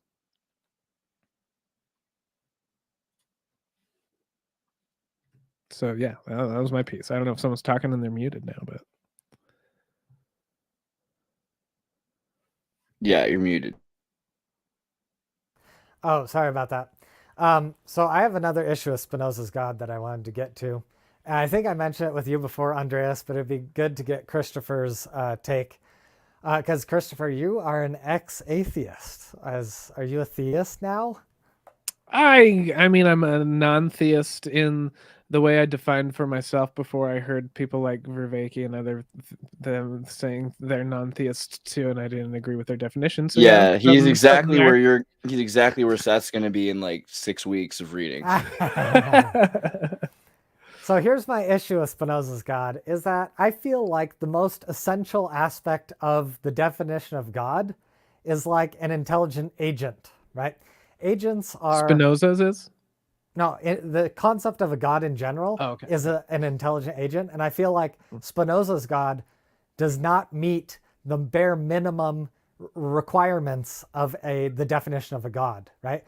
If Spinoza's God does not have goals, then it's not an agent. Okay, Rabbi. I mean, God, that's exactly what they were saying to Spinoza. His rabbis are like, your idea of a God isn't a God enough, because you're talking about nature too much. You're saying that nature is defining the principles of God. But if God's defining the principles of nature through divine principles in physics, then you're only able to interact with the hem of his garment, which is, the wind and the rain, right?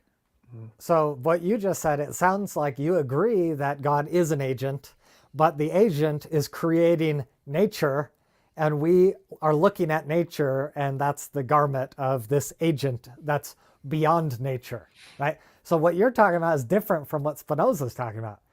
Spinoza's saying that this nature stuff is God in and of itself, despite a lack of agency. I think it's both. It's the nature itself is made up of parts that metaphysically, again, meta is the idea of everything being superseded, beyond, and connected. There's a coherency, and it's not material, it's spirit or energy, right? So energy is absorbing and assimilating all of matter as it's happening in every possible arrangement. So every time that we could ever experience by any choices to arrange that matter in that way is automatically assimilated. So anything from the beginning of time or outside of time is made into that intelligence. So it's not just an intelligent agent, it's a super intelligent agent. So my question would be, what are the goals of this agent? How are we supposed to comprehend its agentic influence on the universe? You might not have goals. Well, an agent requires goals as a necessary condition. I mean, goals are complicated. The goals might be literally to evolve, to become more intelligent. To do that, you need to think a thought. God is thinking every possibility, what if and what if not, everything and everything else did or did not happen in whichever order. We're processing that like in a simulation. We're the enactment of that. And then from that, the thought, it's like a video game being observed. God is learning, right? And God is bettered in some way. It might be as simple as just God has the thought, and this is all of eternity. It's just one thought. God as an agent who his goal is to learn from randomness and chaos what things evolve. Like, I mean, randomness and chaos sounds so like that's like saying junk DNA. You know what I mean? Like randomness and chaos are really beautiful. Those are just the really complicated mysteries. So here's the way to think about agents. Like you put a rat in a maze, and what does the rat do? It navigates its way through the maze to get to the cheese, right? So through a process of observation and inference, we can figure out what the agent's goal is. Like as it navigates through the maze, the goal is to get to the cheese, right? And so you can put the rat in novel scenarios. You can put it in a different maze, different environment, and you can predict where it's going to go because it has a goal. And what you're describing seems like an unpredictable agent, right? Yeah, far more interesting. Like, so it's kind of like playing Oregon Trail, or we're a game, like in a lot more of a sense than a show. Yeah. Well, like if there was a God whose goal was to learn things about, chemistry, like if we like pointed our telescopes, if we saw like chemistry, I don't know, if we saw like a chemist lab or something, I don't know, it's a very weird type of agent, like to see what his actions are, right? Agents, they take actions. And so like if you just say, oh, he just sets up the universe and then he watches it, that's a very passive agent. Like part of the definition. Yeah, totally. That's the most. That's a very classic definition. That's a very classic definition of God. That's like it's very much the God I was taught growing up in the Catholic Church. Yeah. I think God is rather passive. The good Lord helps those who help themselves. But that's through like karma and nature and things like that. Do you remember South Park, the semen and the sperm the sperm sea monkeys episode? No. Sea people, one of the greatest episodes of South Park. So they decide to get sea monkeys, which are just boring. But then they their teacher, Miss Chokesundick, dies, and they get the like remains of the sperm that was in her. I guess I was South Park. They put it they put it in the sea monkey tank to get rid of it, and it ends up building a super civilization, right? This amazing little sea monkey civilization emerges. And, they just watch it, and people, like the sea monkeys start to worship them. And, sea people and sea men equals society, basically they decide. So they just like let it, they observe it, and eventually they put it into a bigger tank so they can observe it a little bit more. And like that basically destroys. It's like a reset, like everyone is destroyed, the pyramids and everything kind of lands disjointed. But so then they, a week later, come back and it's built, kind of an Athenian society. And at a certain point, like they're arguing over worshiping Tweak versus Cartman, and they have a war, and then the tank destroys itself. They build wars and then they destroy itself. I mean, So like the concept of God, you can like invent all these different definitions of God, but like one component of God is like being worthy of worship. And like if you look at these South Park characters, are they worthy of worship? Well, they created them. Yeah. I mean, these guys actually. So worship just means worthy gift, right? So it's kind of ironic to say like be worthy of a worthy gift. It's like, okay, yeah. So like the gift is worthy of the. It's like, do I get you coal or do I get you, like a rose? if aliens created the universe, like, are we obligated to like worship these aliens, or do we just say, like, screw them? Like, you should have made it better. I think to an extent, if you read like the Postman, David Brin's sequel, he has a second series, Uplift, right? Have you ever read Uplift? Do you know what I'm talking about? Uplift is where there's aliens in space and they uplift species. So they'll go and they'll find another colony and you'll be indebted for 100,000 years, but then you're free to do your thing to an extent. But they're all uplifting, and this is part of like a colonial confederation. But they get to Earth and they find that humans have already got chimpanzees and dolphins and things that have been pseudo uplifted. And so they realize like that they can't uplift humans by their own treaty anyone that's already uplifting, you can't uplift somebody else. So humans are like this anomaly, right? So, I mean, in a sense, I think. How are they defining uplift? I missed that. That you're uplifting another species, right? So like, so right now we have chimpanzees that are flying jet planes, right? Like Project X, right? They're chimpanzees that are so good at finding dots and doing missile targeting. They're just now starting to replace them with AI, but like chimpanzees are amazing, right? So like they use them and they have them fly. Are you saying that chimpanzee intelligence is because of us? No, like we're uplifting them though. Like we're putting them in circumstances, trying to like train them, teach them language, like communicate with them. Like in this series, we're swapping out their tools and materials and saying, "Hey, use this instead." Yeah, we're very close to like La Planet Sauvage, like Simian Planet, like Planet of the Apes kind of thing. So merely supporting another species is uplifting them? No, uplifting is though like to literally make them like humans to an extent. Yeah, you should level up like where we're at. Okay. Yeah. So I mean, if you're giving like the sea monkey thing, like they're giving them essentially the capacity to have their own society and everything like that. So all of a sudden, and it's a Spinoza God kind of thing. Like if I'm Spinoza and I'm trying to give a worthy gift back to nature, I might say, okay, well, what did I get? Well, I got a life in a community that made it possible for me to question authority and have my own ideas. And I was given an education. And what I should probably give back to society is perpetuate a community that people can be educated in, maybe participate somehow in the education of these kids so that they can question authority, even my own, and come up with, using artificial intelligence systems of rationale, these are of rhetoric and philosophy, how to question these things, right? And so that's your worthy gift, right? Because you got that, you want to help, you think it was good evolutionarily, like you make it so other people have the same capacity, like you try to proliferate that. That's all worship of a worthy God or whatever like really means in a Spinozan sense. Yeah, that's an interesting way to put it.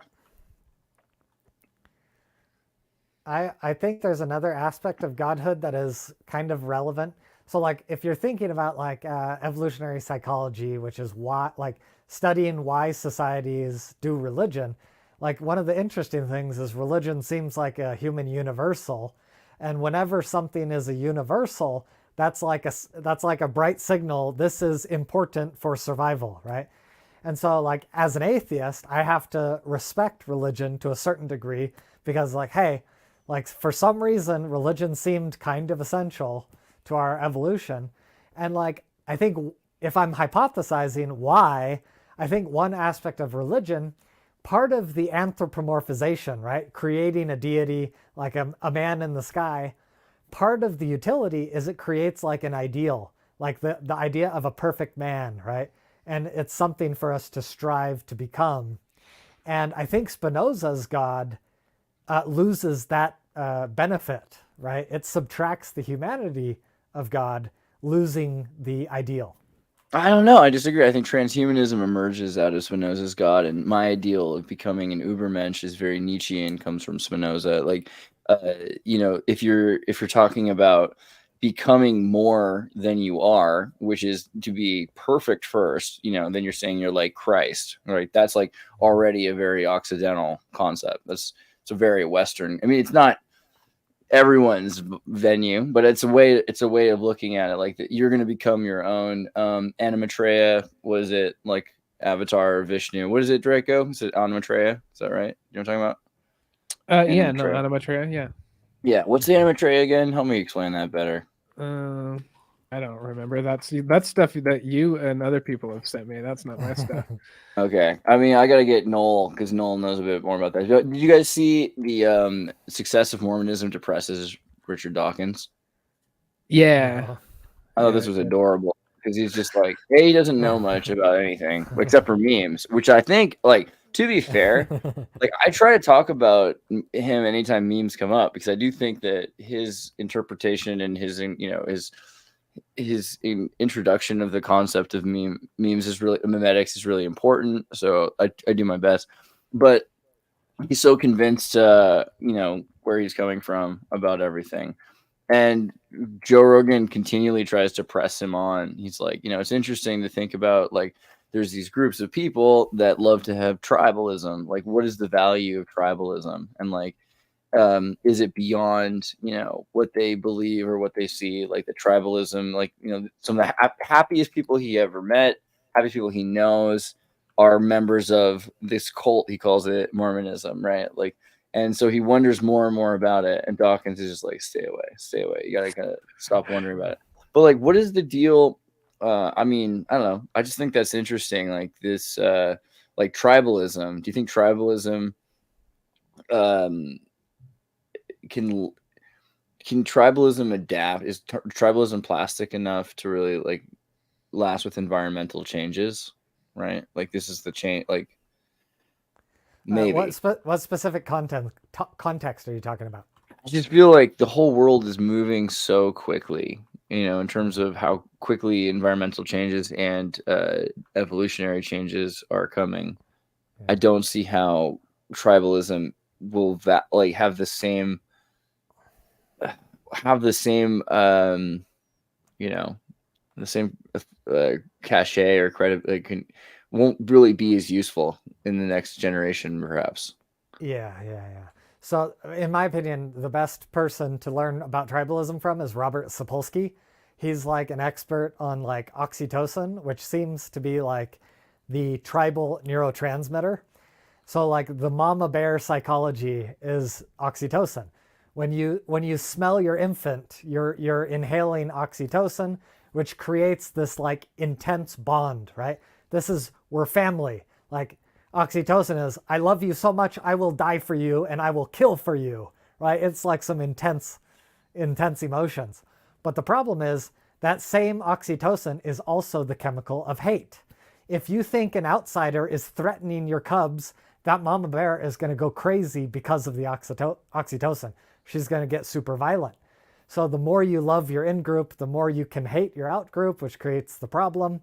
But the interesting thing about humans have complex social dynamics. We've evolved in such a way that we're less and less able to smell our relatives. And so what that means is we have to guess who our relatives are more and more, which creates a more balanced playing field of cooperation. Like, I don't know if you're my kin, so I'm just going to assume you're my kin and we're going to cooperate. And what that means is your oxytocin, instead of attaching to like a smell, the oxytocin, it'll attach to visual cues.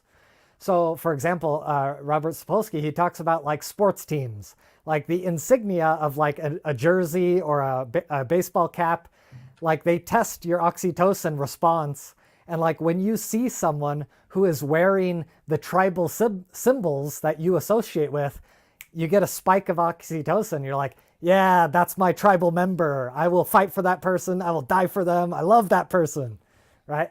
And so the humans have a very flexible oxytocin substrate, which means there's hope. Like maybe we can learn to transcend our DNA and we can say all of humanity is one tribe, and we're going to have like all of this like visual insignia to say, hey, I'm a good guy. Let's work together. You know what I mean? But also, do you think that we're going to end up losing? I mean, without oxytocin supply, or like just with synthetic oxytocin, I mean, we've already got a situation where most of the triggers that we have in nature are designed to reward or punish us with weights for things that are good or bad for us. And now we've figured out how to mitigate that. You can supplement, feelings to make up for not doing what nature is telling you you're supposed to do, right? I mean, and are we about to get to a point where we're so divorced from nature, that we can feel, like in Brave New World with Soma, tolerant of, a situation that will, destroy our humanity? Mm-hmm.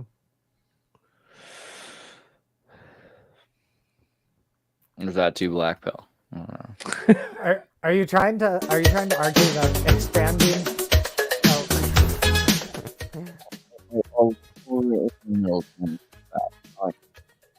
What's that? I want a little bit. I don't want so much. Just a little bit. A little black pill. I can barely. Your microphone went kind of weird. I can. All right. I just something about that synth poppy vibe. It just makes me feel good. I apologize. I was just gonna say, are you trying to say that maybe maybe tribal mindset is good? Was that like a smaller tribal mindset? I mean, good? tribal mindset's important, I guess, also, but it's also just environmental. I mean, I think tribal mindset might be connected to theos, the idea that you need to have shared lens, and it might be impossible to have an objective perspective with. I mean, it's probably impossible to have an objective perspective, but you can have closer ranged resolution of of objectivity with multiple perspectives. So it seems useful. It seems like something and I see people more and more in like a post-truth scenario because they're living at home with an Oculus over their head or Quest. I mean, and so they're just, like a non-Newtonian reality where they just, or non-Euclidean. I mean, not where you go up and you come down, where you come in and come out. Like it seems like you're walking forever down a hall. That's literally like what used to be people's nightmares, right? And like people are training to exist in a post-truth world where it doesn't really matter what's really happening. I just feel like that could be really dangerous too, because you're training yourself not to have the same responses and reactions to, environmental.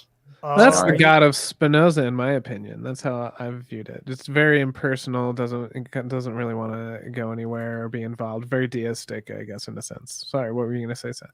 I have an analogy. I'm not sure if you were going this direction, but let me give this analogy. There's like a VR simulators where you can simulate that you're on the edge of a cliff, right?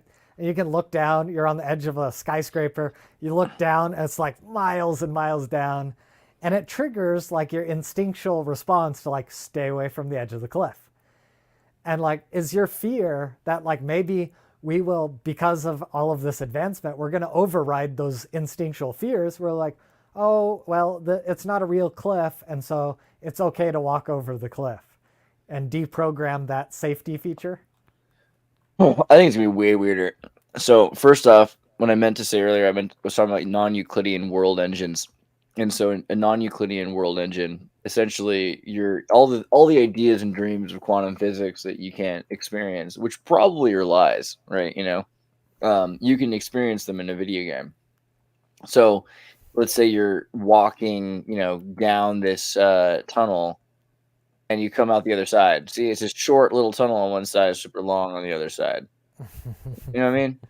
Now, that might seem like nothing right now to you. But let's say you're a baby, and like as a baby, you train your brain in that world instead of this world.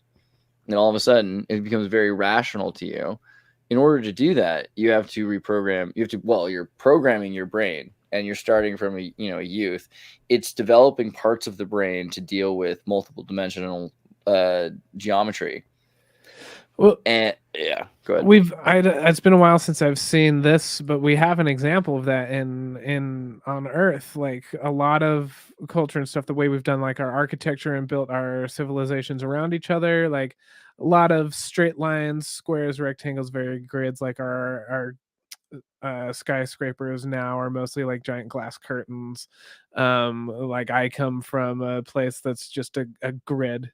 It's really easy to navigate.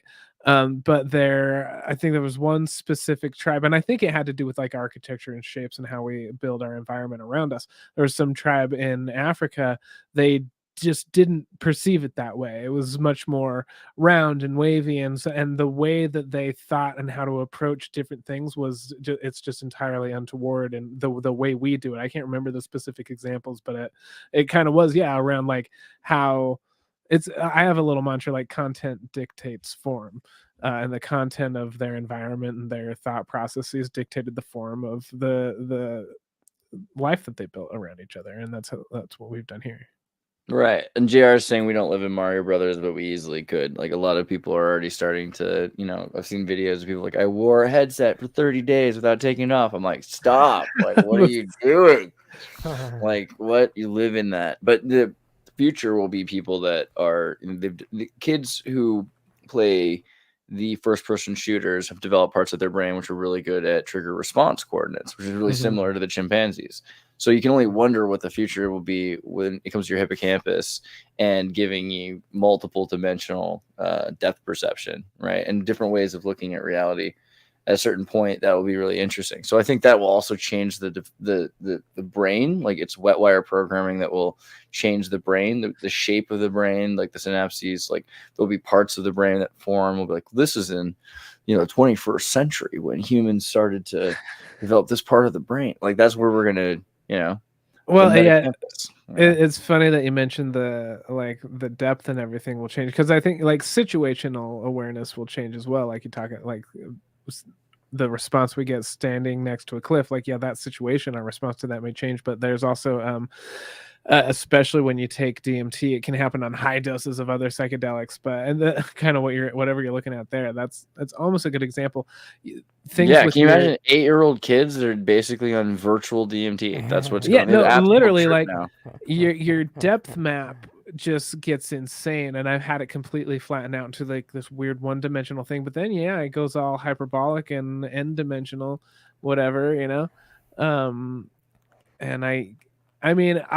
one of those people. I can get up and walk around during a DMT trip, and DMT is a lot more beautiful than whatever this is. I would much rather smoke some DMT, but I can't imagine, because it's only a few minutes really most of the time. So if I was wearing a headset, there's just a constant DMT, mask going through my system. I think the big thing is when you go into your like your people are always like, wow, these people are like, these are all these shapes and stuff, but like if you know what those shapes are, like, oh, that's a dodecahedron or something like that. Like I think if you can learn, this is giving people grammar and like the capacity to like traverse those realms, probably because they're not evolved to. No, that really is part of it. And like I mentioned earlier, just like the little tykes with their orbs of light, those were like an icosahedron something. And when you go into these spaces, like very like cube reflector type spaces, or whatever these are too, and there are different ways like to navigate them. And then there's the frequency and the strobe and the effect, and there's a lot, and it is building a whole new language around how to navigate it. It's probably been about a year now that kind of the biggest wigs on the topic right now, the DMTX, like they're trying to map the DMT hyperspace, and I wish they would. I'm kind of on a short list maybe for DMTX, so if anyone's watching, this is friggin' terrifying, bro. What is going on? This is like this one here, this non-Euclidean space where you go to every single but we're trying to map these kind of things, and people come across this is almost a little like some place I kind of seen. I know, I've been here. That's what I'm saying. It's crazy. So this is all part of their plan. They want this is the oh my gosh. And so so with non-Euclidean geometry, and then kids that are raised inside of it, like Ender's Spire, or what's it called? Ender's Run? Ender's Game. Ender's Game. There we go. So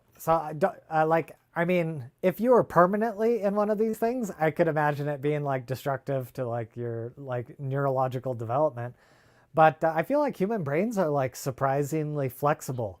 Like we can drive cars, and like our brain adjusts the context. Like our agency as a human extends out to the boundaries of the vehicle, and we act like we are a vehicle. You know what I mean? And like our brain is able to like alter its context in surprisingly flexible ways and not be damaged by switching contexts. I don't know, man. This is gonna drive people nuts.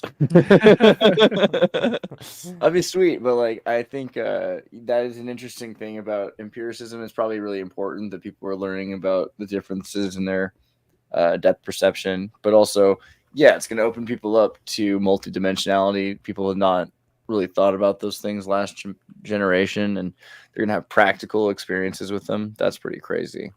So a lot of things are changing for sure. Yeah. All right. Well, I'm gonna pull up your content. Let me show you guys where you can get their stuff. Wait, really quickly, I'm gonna do my thing. Where's the one I liked really bad? This one? Yeah. Yeah. Ooh. Look at this guy. That's right. Dude.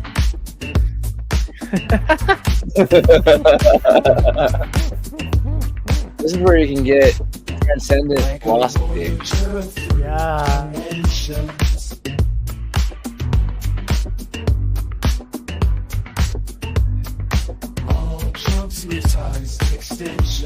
And here's Christopher Great Christophos.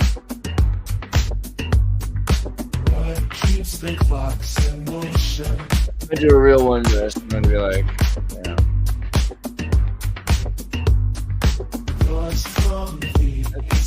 Also want to make sure I thank you, Bikini Truther, for sending that sticker. Latter-day Shad. Sacrifices create some sort of karmic energy. Indeed.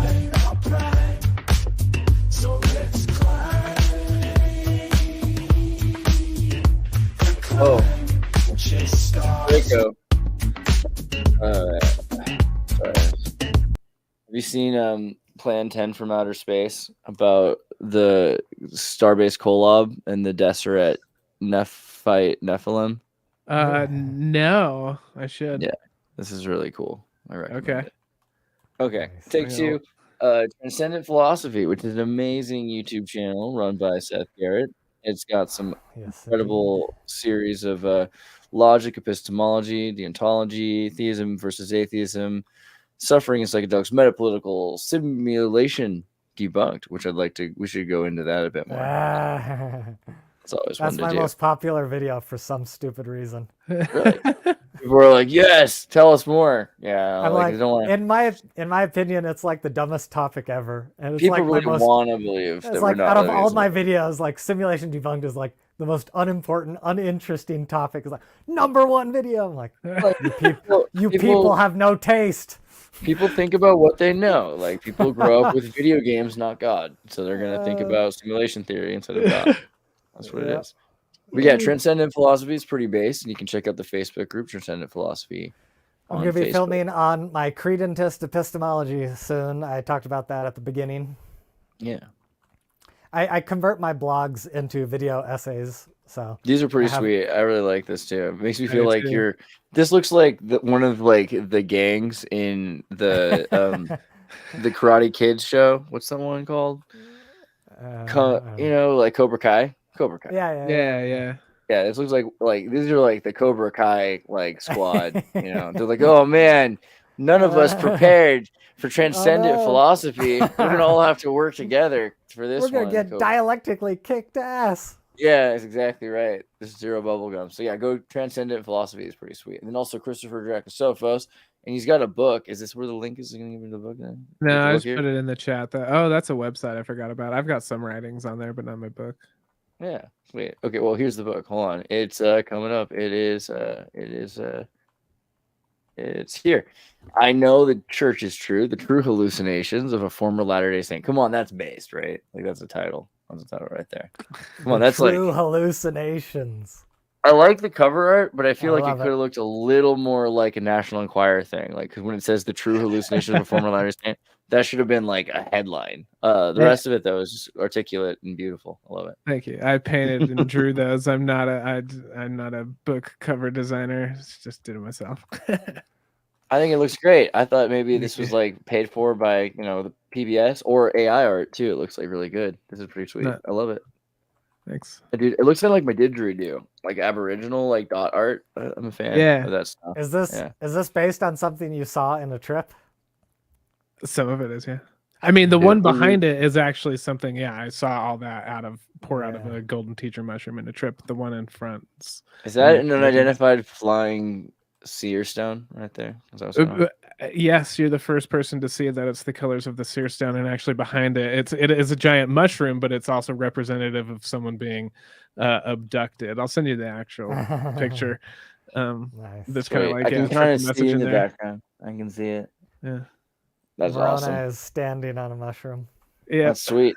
Help me out of here. Yeah, and be careful about Alistair Coley. Everybody, be careful about that. Fine, I'll be careful. You gotta be, just Crowley responsibly. All right.